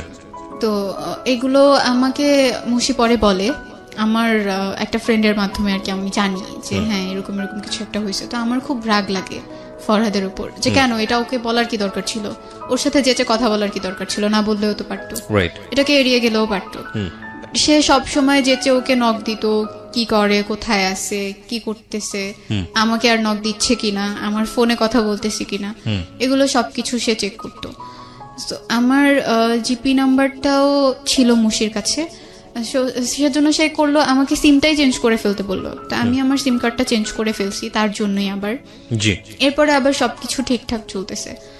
সে সবকিছুতে না খুব সন্দেহ করা স্টার্ট করলো, আগে যেমন ছিল সেরকম ছিল না। তো আমার ব্যাপারগুলো খুব গায়ে লাগতো, যে কেন আমি রিলেশন করি বলে আমার কোনো স্বাধীনতা থাকবে না? আমার ফ্রেন্ড আছে, সে ছেলেই হোক মেয়েই হোক, তার সাথে আমি কথা বলবো না? আর যেহেতু আমার ফেসবুক আইডির পাসওয়ার্ডটা তার কাছে আছে, সে তো দেখতেছে আমি কার সাথে কথা বলতেছি, কি কথা বলতেছি, আর সবকিছুই সে দেখতেছে। আমি এগুলো নিয়ে তার সাথে বেশ কয়েকবার কথা বলেছি। যখনই কথা বলতাম তখনই সে রাগ হয়ে যেত, আর আমাকে একটা কথাই বলতো যে তোমার সাথে রিলেশন করা আমার জীবনে সবচেয়ে বড় পাপ। একদিন মানে কথা প্রসঙ্গে বলতে বলতে সে একদিন আমাকে বলে উঠলো যে আমার মা তো কখনো তোমাকে মেনে নিবে না, তুমি যেই ফ্যামিলির মেয়ে, যেমন একটা ফ্যামিলি ব্যাকগ্রাউন্ড আছে তোমার, এই ফ্যামিলির মেয়েকে তো কেউ কখনো বিয়েই করবে না, আর আমি আমার পাশে তোমাকে নিয়ে কিভাবে দাঁড়াবো? তো তখন আমি তাকে বললাম যে রিলেশনের আগে তো আমি এগুলো সব বলে নিছি, এমন না যে আমি বলিনি, তো এখন কেন এইসব কথা আমাকে শুনতে হচ্ছে? তো বলছি তোমার যদি ভালো না লাগে তুমি রিলেশন না রাখো আমার সাথে, আমার কোনো প্রবলেম নাই। তখন আমার সেকেন্ড ইয়ারে উঠে যায় আর কি, আমার পড়াশোনার প্রেশারটা অনেক বেশি বেড়ে যায়, কারণ সেকেন্ড ইয়ারে খুব একটা সময় পাই না আমরা। ওর খুব ইচ্ছে ছিল, ফরহাদের খুব ইচ্ছে ছিল ডিফেন্সে জব করার। সে আর্মিতে জবের জন্য খুব একটা ট্রাই করতে থাকে, তার হয়েও যায়। হয়ে যাওয়ার পরে জানুয়ারিতে, এই যে 2019-এর জানুয়ারিতে তার ট্রেনিং এ যাওয়ার কথা। তো তখন সে আমাকে বলে যে ট্রেনিং এ যাওয়ার আগে সে বিয়ে করে রাখবে। তো আমি বলতেছি এটা কেমন কথা, আমার এখন 18 বছর হয় নাই, আর আপনিও ম্যাচিউরড না, স্ট্যাবলিশও না, সো বিয়ের প্রসঙ্গ এখানে আসে না। আর সেকেন্ডলি আমি আমার বাসায় না বলে বিয়ে করবো না, যেহেতু আমার মা আমার কাছে অনেক কিছু, সে আমার জন্য এতটা করছে, আমাকে সে পড়াচ্ছে, ফিনান্সিয়াল সাপোর্টটা দিচ্ছে, আমি যখন যা চাচ্ছি তাই পাচ্ছি, তাকে না বলে আমি এমন কোনো কিছু করতে পারবো না। সে বললো যে না আমরা পরে বলবো, সমস্যা হবে না, বাট এখন বিয়েটা করে রাখবো। আচ্ছা, তো আমি একদমই মত দিইনি এটাতে। এরপর এই ব্যাপারগুলো নিয়ে না প্রতিদিন আমাদের মাঝখানে ঝগড়া হতো, লাইক সে বলতেই থাকতো দিনে বেশ কয়েকবার যে না এটা করতেই হবে, না করলে রিলেশন রাখবো না। তো এক পর্যায়ে আমি রেগে গিয়ে বলে দিতাম ওকে ফাইন, রিলেশন রাখা লাগবে না, বাট আমি বিয়ে করবো না। তো তখন আম্মুও জানে যে মুশির সাথে আমার কোনো রিলেশন নাই, আর এখানে এই রিলেশনটার ব্যাপারে আম্মু তখনও জানে না, আমি চাইনি সে জানুক আবার। এরপরে সে একদিন আমাকে অফার করে আমি যদি তাকে বিয়ে না করি তার সাথে আমার ফিজিক্যাল রিলেশনে যেতে হবে। এটা অফার করে? হ্যাঁ। আমার মানে খুব খারাপ লাগছিল যে কেন বিয়ে না করলেই কি এটা করতে হবে, এমন তো কোনো কথা নেই। তো সে আমাকে বলল যে তুমি তো তোমার আগের রিলেশন যার সাথে ছিল তার সাথে অনেক কিছু করে বেড়াইছো, আমি তো সবই জানি। এই কথাটা যখন সে আমাকে বলছে তখন আমি তাকে জিজ্ঞেস করলাম কিভাবে জানেন, কি করে বেড়াইছি, কি প্রুফ আছে আপনার কাছে, সেগুলো আমাকে দেখাতে হবে। তো বলতেছে না আমি কেন দেখাবো, আমি শুধু জানি যে হ্যাঁ অনেক কিছু হয়েছে, আর সেই তো আমাকে সবকিছু বলছে। তো ব্যাপারটা আমার খুব ইগোতে লাগে যে কেন আমাকে এইভাবে সে বলবে।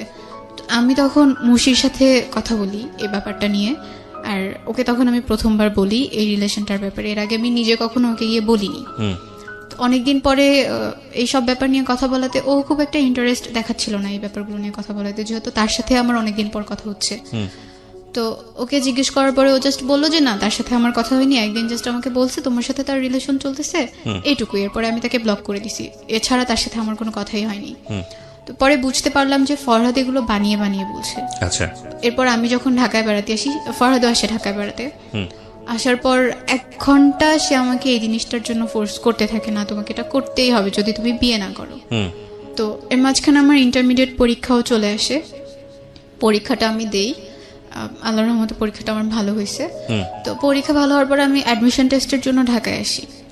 ঢাকায় আসার পরে সে ঢাকায় আসে আবার, ফরহাদ ঢাকায় এসে আবার আমার সাথে দেখা করে। তো সেদিন প্রায় 2 ঘন্টার মতো আমি তার সাথে ছিলাম, সেদিনও সে এই একই ব্যাপার নিয়ে কথা বলতেছে। আমি চাচ্ছিলাম একটু ভালো সময় কাটাতে, আমি চাচ্ছিলাম তাকে সব খুলে বলতে, তাকে বুঝাতে যে না এটা করা ঠিক হবে না, এটা কেন করব, আর বিয়েও যদি করি সেটাও পরে করব, এখনো তো বিয়ের বয়স হয়ে যায় না যে এখনই বিয়ে করা লাগবে।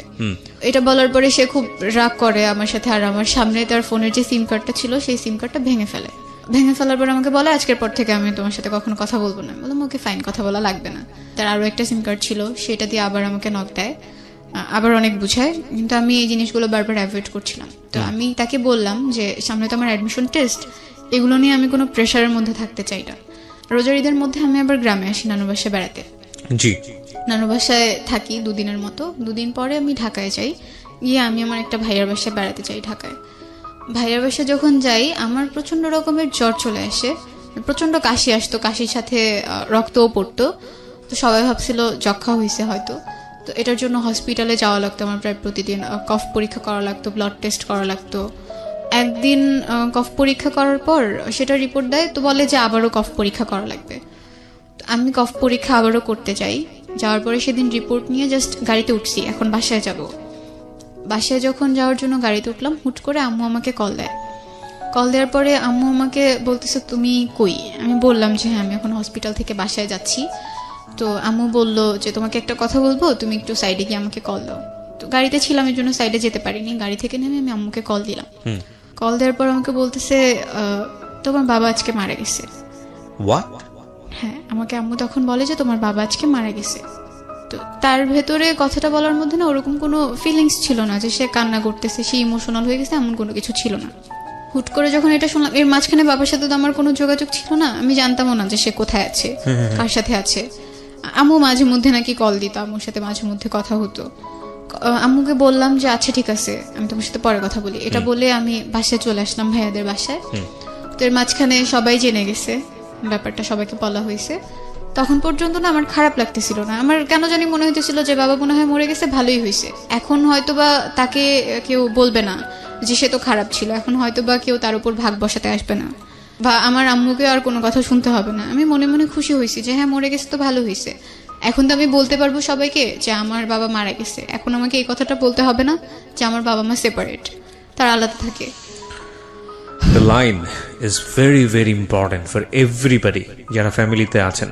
সন্তান যদি আপনার কাছে ইম্পর্টেন্ট হয়ে থাকে, এই কটা লাইন একটু মাথায় রাখেন সারাটা জীবনের জন্য। ওকে, তারপর এরপর আমি ভাইয়ার বাসায় গেলাম। ভাইয়ার বাসায় যাওয়ার পরে ভাইয়া ভাবছে যে আমি জানি না কিছু, মানে আম্মু যে আমাকে বলছে এটাও আমি কারোর কাছে তখনও বলিনি।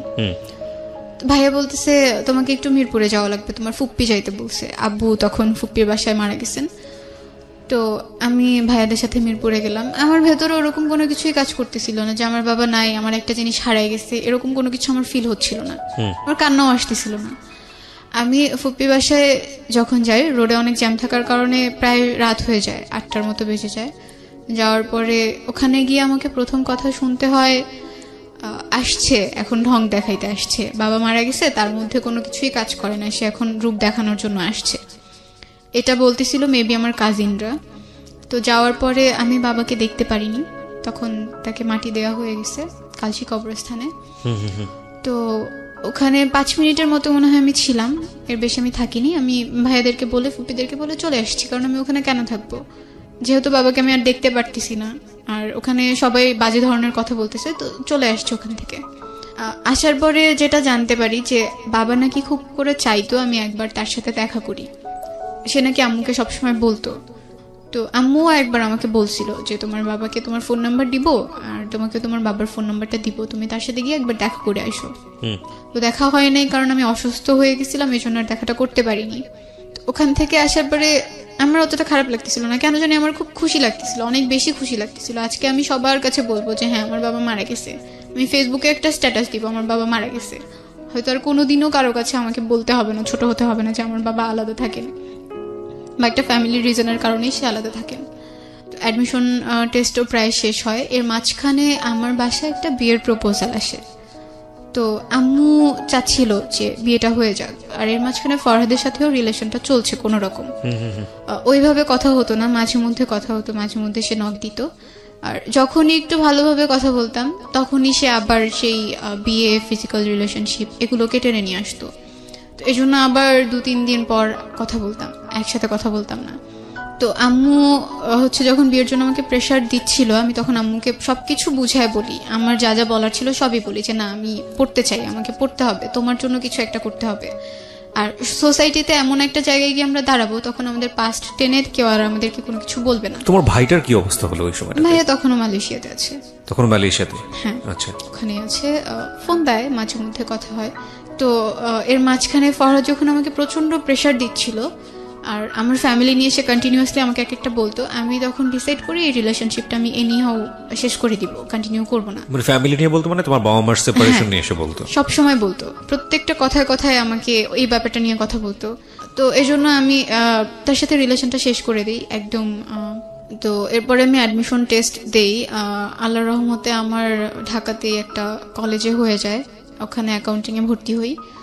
আম্মুর ব্যাপারটা যেটা আমি সবার কাছে এখনো পর্যন্ত বলি, যে আমার মা বাইরে থাকেন না, আম্মু ঢাকাতে থাকেন, এটাই বলি। আমি যখন ঢাকাতে স্টে করি তখন যদি অপরিচিত কেউ আমাকে জিজ্ঞেস করে, আমি বলি আম্মু গ্রামে থাকেন, আম্মু আমার সাথে থাকেন না। এখনো যে আম্মু বাইরে থাকে এই ব্যাপারটা আমি কারোর সাথে শেয়ার করি না, মানে আমার কাছে খারাপ লাগে। আর এখনো মনে হয় যে আমি যদি এই কথাটা বলি, সবাই হয়তো আমাকে 1000টা প্রশ্ন করবে, কেন বাইরে থাকেন, কি সমস্যা। আর এইগুলোর উত্তর দিতে গেলে আমাকে আবার পেছনের কথাগুলো টানতে হবে। আমি এখনো কারোর কাছে বলি না যে আম্মু বাইরে থাকেন। আল্লাহর রহমতে সবকিছু ভালো চলছে। আমি জানি যে তোমার গল্পটা এখানে শেষ হয়ে যাবে, বিকজ তুমি এই জায়গাটাতে আছো। আমরা ইভেন 10-এর গল্পটাকে বড়ও করতে চাই না। যে লজ্জাটা তুমি তোমার মাকে নিয়ে পাচ্ছ, যদি প্রশ্নটা খুব রাফলি করি, কেন পাও? আমি মানুষের কথাকে ভয় পাই। আচ্ছা, মানুষ তোমাকে খাওয়ায় না? তোমার মা তোমাকে খাওয়ায়? আমার মা।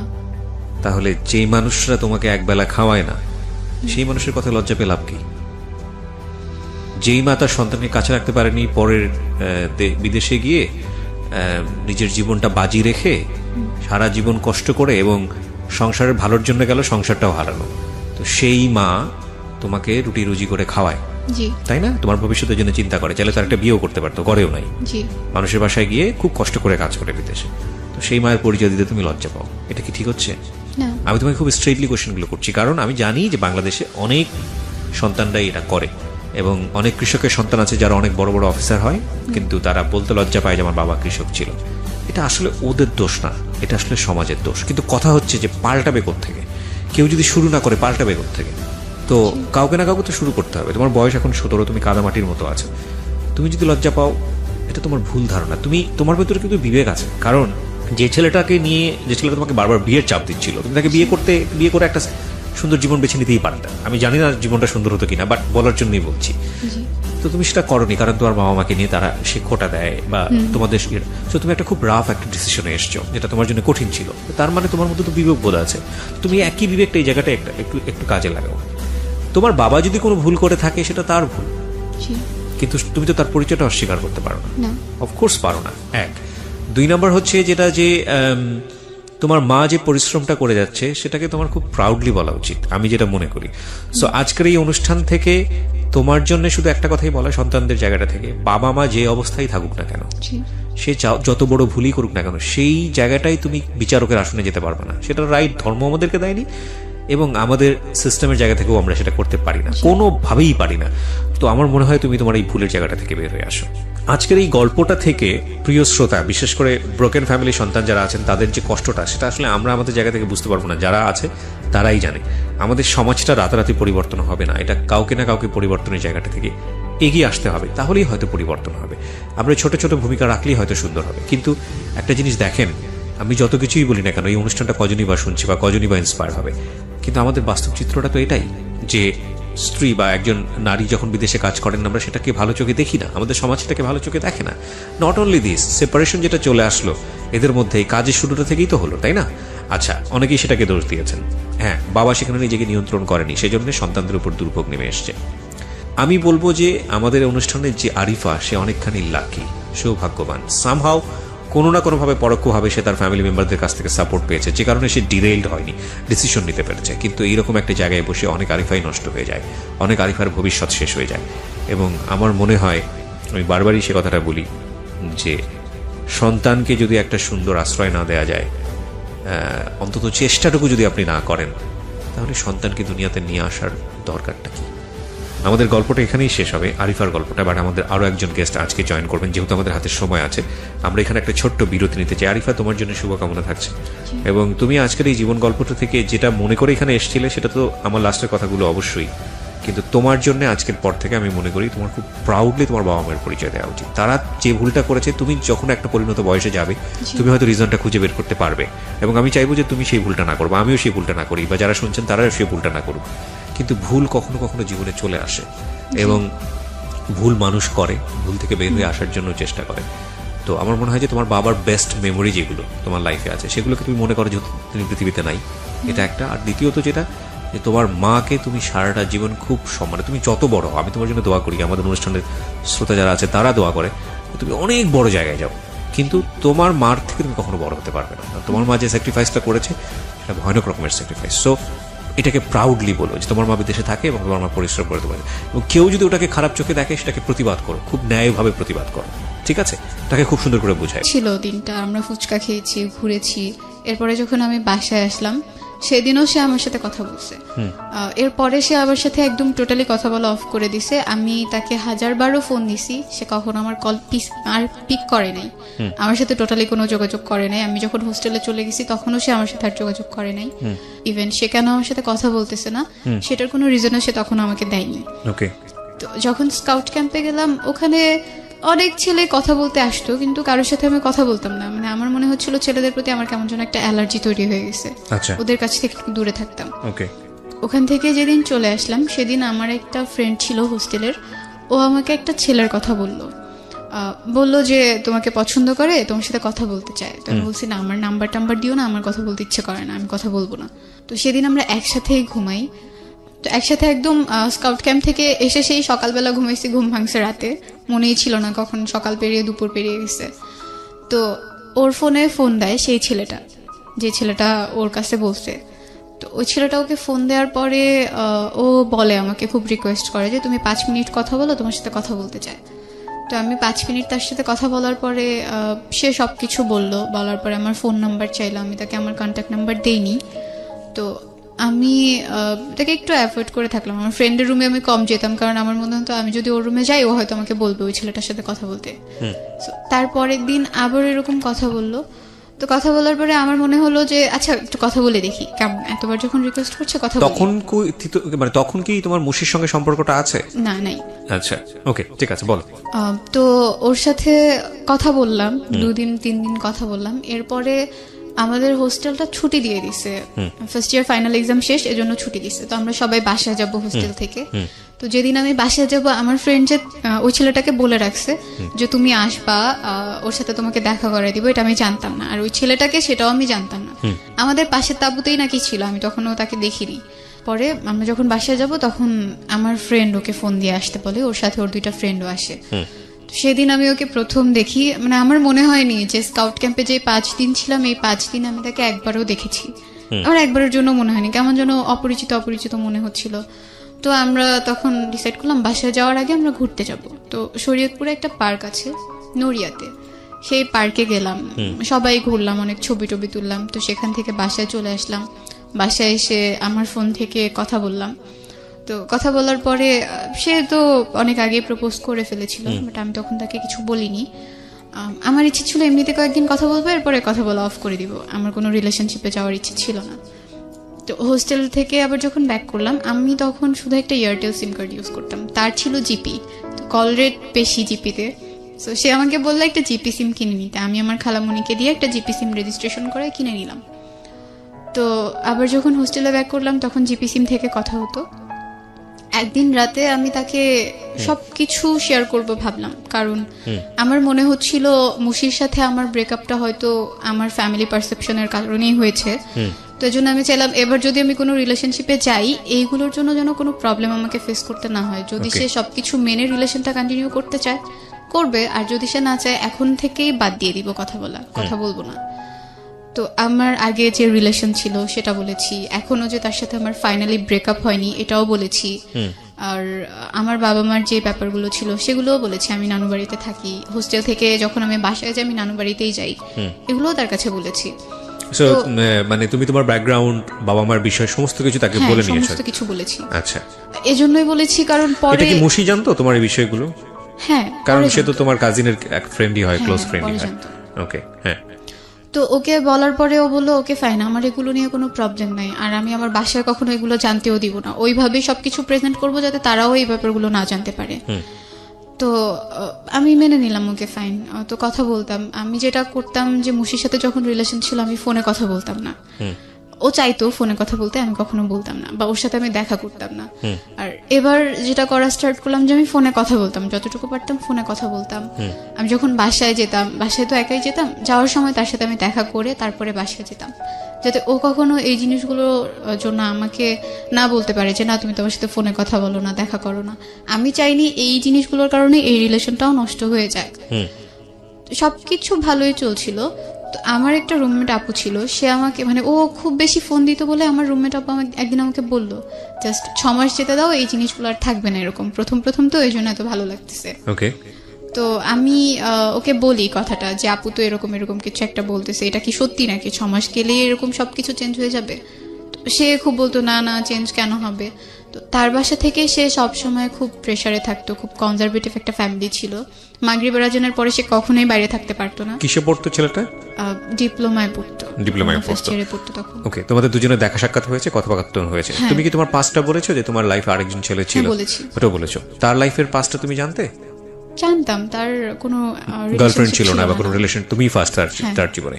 ওকে, ইটস আ মেন্টাল কমপ্লেক্স একটা সিচুয়েশন। তখন তোমার মা জর্ডানে, বাবার সঙ্গে যোগাযোগ নেই তোমার, ভাইও তোমার সঙ্গে থাকে না? ভাই মালয়েশিয়াতে থাকে। ওকে, তো তোমার তো তুমি বয়ঃসন্ধিকাল পার করছিলে, এখন তো তুমি বুঝো, ইনফ্যাক্ট তুমি এখনো কিছুটা আছে, কারণ মাত্র 17.5 বছর বয়স। এই সময়টাতে মানুষের ব্যক্তিত্বর একটা অনেক বড় পরিবর্তন আসে, শারীরিক পরিবর্তন আসে। এই বিষয়গুলো নিয়ে তুমি কার সঙ্গে শেয়ার করতে? মানে থাকে না যে পরিবারের সবচেয়ে কাছের মানুষের সঙ্গে মনের বিষয়গুলো শেয়ার করা বা অন্যান্য সাপোর্টগুলো পাওয়া, এগুলো কি তোমার নানুর সঙ্গে তুমি শেয়ার করতে? না, নানুর সাথে খুব একটা শেয়ার করতাম না। আমার ছোটবেলায় তো আম্মুকে আম্মুই বলে ডাকতাম, আমার সেজু খালামুনি যিনি ছিল তাকে আমি মা বলে ডাকতাম। আচ্ছা।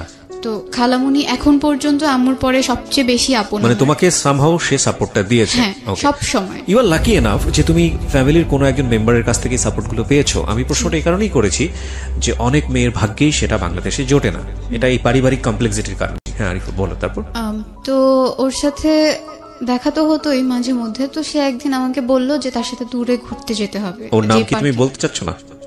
ওর নামটা বলা যায়। হ্যাঁ, কি নাম ছিল? ফরহাদ। ফরহাদ, হ্যাঁ।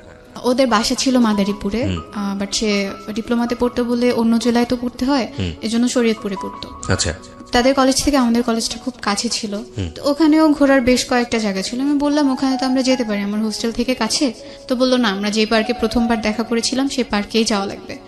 তো ওইভাবে আসলে আর হয়ে ওঠেনি। এটা নিয়ে সে কয়েকদিন আমার সাথে খুব রাগ ছিল, কথা বলেনি। একদিন মুশি আমাকে ফেসবুকে মেসেজ দেয়, মানে এই সম্পর্ক চলাকালীন সময়ে?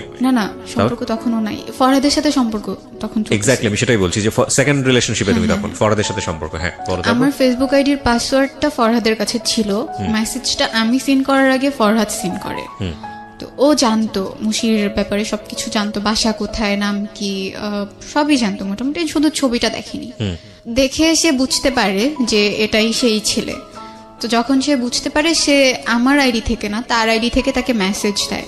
ওকে, ফরহাদ নিজে যেচে মুশিকে মেসেজ দিতে যায় কেন? কারণটা কি, প্রয়োজনটা কি ছিল? মানে সে আসলে আমার আইডি থেকে যদি বলে যে আমার সাথে তার এখন রিলেশনশিপ চলছে, আমি তো দেখে ফেলবো সব যখন আমি ফেসবুকে যাব। এই জন্য সে তার আইডি থেকে মেসেজ দিয়ে সব বলে যে ওর সাথে এখন আমার রিলেশন চলছে, আপনি ওকে আর নক দিবেন না। আচ্ছা আচ্ছা।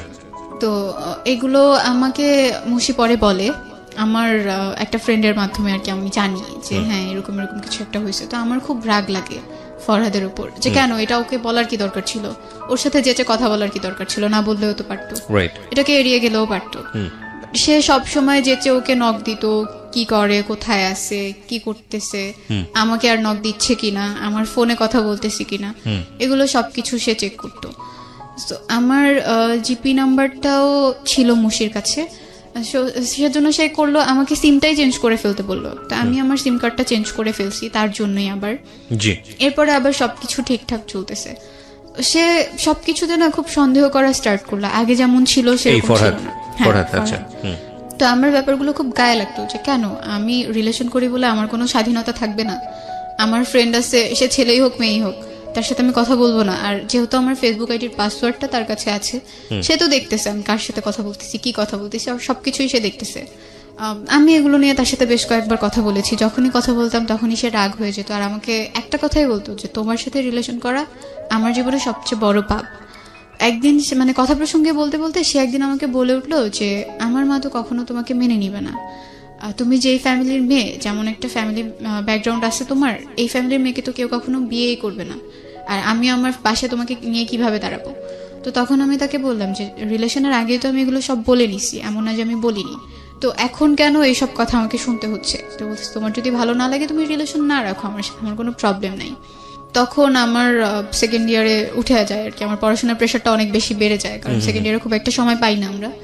ওর খুব ইচ্ছে ছিল, ফরহাদের খুব ইচ্ছে ছিল ডিফেন্সে জব করার। সে আর্মিতে জবের জন্য খুব একটা ট্রাই করতে থাকে, তার হয়েও যায়। হয়ে যাওয়ার পরে জানুয়ারিতে, এই যে 2019 জানুয়ারিতে তার ট্রেনিং এ যাওয়ার কথা। তো তখন সে আমাকে বলে যে ট্রেনিং এ যাওয়ার আগে সে বিয়ে করে রাখবে। তো আমি বলতেছি এটা কেমন কথা, আমার এখন 18 বছর হয় নাই, আর আপনিও ম্যাচিউরড না, স্ট্যাবলিশও না, সো বিয়ের প্রসঙ্গ এখানে আসে না। আর সেকেন্ডলি আমি আমার বাসায় না বলে বিয়ে করবো না, যেহেতু আমার মা আমার কাছে অনেক কিছু, সে আমার জন্য এতটা করছে, আমাকে সে পড়াচ্ছে, ফিনান্সিয়াল সাপোর্টটা দিচ্ছে, আমি যখন যা চাচ্ছি তাই পাচ্ছি, তাকে না বলে আমি এমন কোনো কিছু করতে পারবো না। সে বললো যে না আমরা পরে বলবো, সমস্যা হবে না, বাট এখন বিয়েটা করে রাখবো। তো আমি একদমই মত দিইনি এটাতে। এরপর এই ব্যাপারগুলো নিয়ে না প্রতিদিন আমাদের মাঝখানে ঝগড়া হতো, লাইক সে বলতেই থাকতো দিনে বেশ কয়েকবার যে না এটা করতেই হবে, না করলে রিলেশন রাখবো না। তো এক পর্যায়ে আমি রেগে গিয়ে বলে দিতাম ওকে ফাইন, রিলেশন রাখা লাগবে না, বাট আমি বিয়ে করবো না। তো তখন আম্মুও জানে যে মুশির সাথে আমার কোনো রিলেশন নাই, আর এখানে এই রিলেশনটার ব্যাপারে আম্মু তখনও জানে না, আমি চাইনি সে জানুক আবার। এরপরে সে একদিন আমাকে অফার করে আমি যদি তাকে বিয়ে না করি তার সাথে আমার ফিজিক্যাল রিলেশনে যেতে হবে। এটা অফার করে? হ্যাঁ। আমার মানে খুব খারাপ লাগছিল যে কেন বিয়ে না করলেই কি এটা করতে হবে, এমন তো কোনো কথা নেই। তো সে আমাকে বলল যে তুমি তো তোমার আগের রিলেশন যার সাথে ছিল তার সাথে অনেক কিছু করে বেড়াইছো, আমি তো সবই জানি। এই কথাটা যখন সে আমাকে বলছে তখন আমি তাকে জিজ্ঞেস করলাম কিভাবে জানেন, কি করে বেড়াইছি, কি প্রুফ আছে আপনার কাছে, সেগুলো আমাকে দেখাতে হবে। তো বলতেছে না আমি কেন দেখাবো, আমি শুধু জানি যে হ্যাঁ অনেক কিছু হয়েছে, আর সেই তো আমাকে সবকিছু বলছে। তো ব্যাপারটা আমার খুব ইগোতে লাগে যে কেন আমাকে এভাবে সে বলবে। আমি তখন মুশির সাথে কথা বলি এই ব্যাপারটা নিয়ে, আর ওকে তখন আমি প্রথমবার বলি এই রিলেশনটার ব্যাপারে। এর আগে আমি নিজে কখনো ওকে গিয়ে বলিনি। অনেকদিন পরে এই সব ব্যাপার নিয়ে কথা বলাতে ও খুব একটা ইন্টারেস্ট দেখাচ্ছিল না এই ব্যাপারগুলো নিয়ে কথা বলাতে, যেহেতু তার সাথে আমার অনেকদিন পর কথা হচ্ছে। তো ওকে জিজ্ঞেস করার পরে ও জাস্ট বললো যে না তার সাথে আমার কথা হয়নি, একদিন জাস্ট আমাকে বলছে তোমার সাথে তার রিলেশন চলতেছে, এইটুকুই। এরপরে আমি তাকে ব্লক করে দিছি, এছাড়া তার সাথে আমার কোনো কথাই হয়নি। তো পরে বুঝতে পারলাম যে ফরহাদ এগুলো বানিয়ে বানিয়ে বলছে। আচ্ছা। এরপর আমি যখন ঢাকায় বেড়াতে আসি, ফরহাদও আসে ঢাকায় বেড়াতে, আসার পর 1 ঘন্টা সে আমাকে এই জিনিসটার জন্য ফোর্স করতে থাকে, না তোমাকে এটা করতেই হবে যদি তুমি বিয়ে না করো। তো এর মাঝখানে আমার ইন্টারমিডিয়েট পরীক্ষাও চলে আসে, পরীক্ষাটা আমি দেই, আল্লাহর রহমতে পরীক্ষাটা আমার ভালো হয়েছে। তো পরীক্ষা ভালো হওয়ার পরে আমি অ্যাডমিশন টেস্টের জন্য ঢাকায় আসি। ঢাকায় আসার পরে সে ঢাকায় আসে, আবার ফরহাদ ঢাকায় এসে আবার আমার সাথে দেখা করে। তো সেদিন প্রায় 2 ঘন্টার মতো আমি তার সাথে ছিলাম। সেদিনও সে এই একই ব্যাপার নিয়ে কথা বলতেছে। আমি চাচ্ছিলাম একটু ভালো সময় কাটাতে, আমি চাচ্ছিলাম তাকে সব খুলে বলতে, তাকে বোঝাতে যে না এটা করা ঠিক হবে না, এটা কেন করব, আর বিয়েও যদি করি সেটাও পরে করব, এখনো তো বিয়ের বয়স হয়ে যায় না যে এখনই বিয়ে করা লাগবে। এটা বলার পরে সে খুব রাগ করে আমার সাথে, আর আমার সামনে তার ফোনের যে সিম কার্ডটা ছিল সেই সিম কার্ডটা ভেঙে ফেলার পর আমাকে বলে আজকের পর থেকে আমি তোমার সাথে কখনো কথা বলবো না। বললাম ওকে ফাইন, কথা বলা লাগবে না।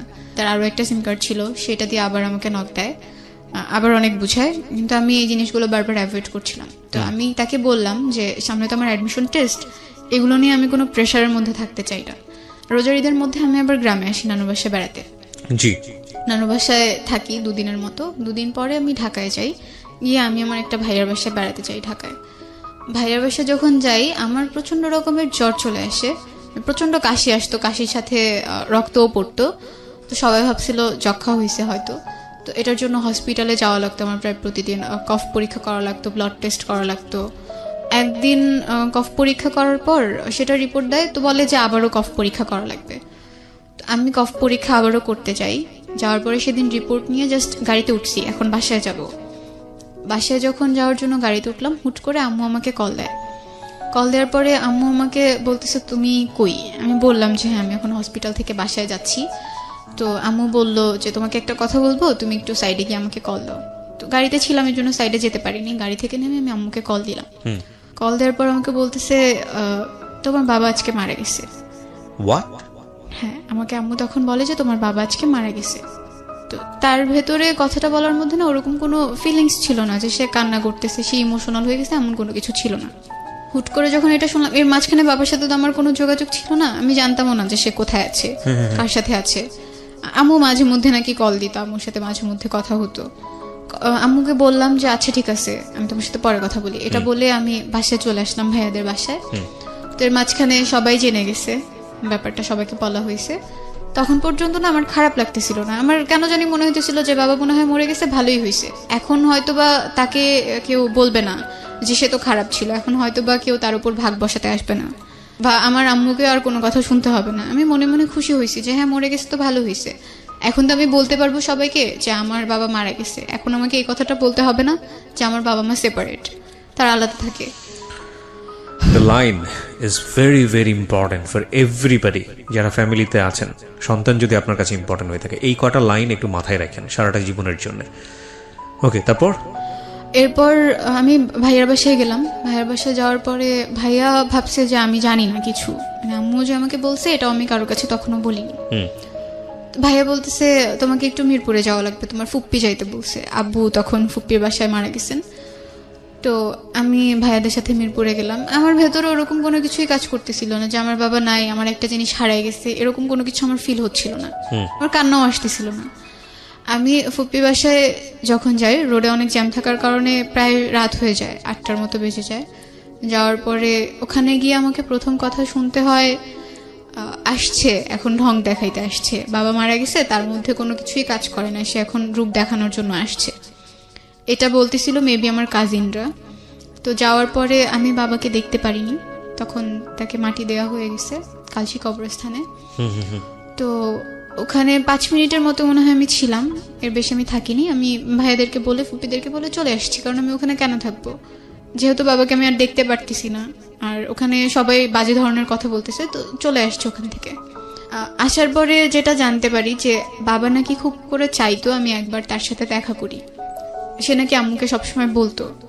তো আম্মুও একবার আমাকে বলছিল যে তোমার বাবাকে তোমার ফোন নাম্বার দিব, আর তোমাকে তোমার বাবার ফোন নাম্বারটা দিব, তুমি তার সাথে গিয়ে একবার দেখা করে আসো।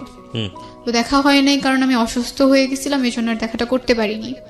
ওখান থেকে আসার পরে আমার অতটা খারাপ লাগতেছিল না, কেন জানি আমার খুব খুশি লাগতেছিল, অনেক বেশি খুশি লাগতেছিল। আজকে আমি সবার কাছে বলবো যে হ্যাঁ আমার বাবা মারা গেছে, আমি ফেসবুকে একটা স্ট্যাটাস দিব আমার বাবা মারা গেছে। হয়তো আর কোনোদিনও কারো কাছে আমাকে বলতে হবে না, ছোট হতে হবে না যে আমার বাবা আলাদা থাকেন, বা একটা ফ্যামিলির রিজনের কারণেই সে আলাদা থাকেন।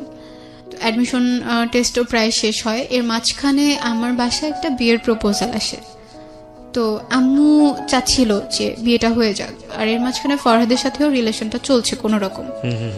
ওইভাবে কথা হতো না, মাঝে মধ্যে কথা হতো, মাঝে মধ্যে সে নক দিত, আর যখনই একটু ভালোভাবে কথা বলতাম তখনই সে আবার সেই বিয়ে, ফিজিক্যাল রিলেশনশিপ এগুলোকে টেনে নিয়ে আসতো। তো এই জন্য আবার 2-3 দিন পর কথা বলতাম, একসাথে কথা বলতাম না। তো আম্মু হচ্ছে যখন বিয়ের জন্য আমাকে প্রেশার দিচ্ছিল, আমি তখন আম্মুকে সবকিছু বুঝায় বলি, আমার যা যা বলার ছিল সবই বলি, যে না আমি পড়তে চাই, আমাকে পড়তে হবে, তোমার জন্য কিছু একটা করতে হবে। আর সোসাইটিতে এমন একটা জায়গায় গিয়ে আমরা দাঁড়াবো, তখন আমাদের পাস্ট টেনে কেউ আর আমাদেরকে কোনো কিছু বলবে না। তোমার ভাইটার কি অবস্থা হলো ওই সময়? ভাইয়া তখনও মালয়েশিয়াতে আছে। তখন মালয়েশিয়াতে? হ্যাঁ, আচ্ছা, ওখানে আছে, ফোন দেয়, মাঝে মধ্যে কথা হয়। তো এর মাঝখানে ফরহাদ যখন আমাকে প্রচন্ড প্রেশার দিচ্ছিল, আর আমার ফ্যামিলি নিয়ে সে কন্টিনিউয়াসলি আমাকে এক একটা বলতো, আমি তখন ডিসাইড করি এই রিলেশনশিপটা আমি এনিহাও শেষ করে দিব, কন্টিনিউ করব না। মানে ফ্যামিলি নিয়ে বলতো, মানে তোমার বাবা মার সেপারেশন নিয়ে এসে বলতো? সব সময় বলতো, প্রত্যেকটা কথায় কথায় আমাকে এই ব্যাপারটা নিয়ে কথা বলতো। তো এজন্য আমি তার সাথে রিলেশনটা শেষ করে দিই একদম।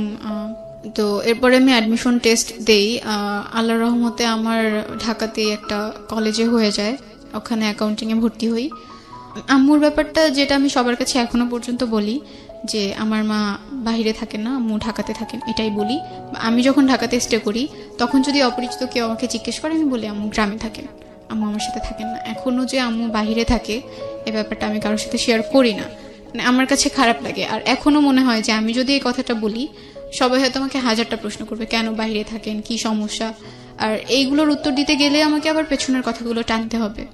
আমি এখনো কারোর কাছে বলি না যে আম্মু বাহিরে থাকেন।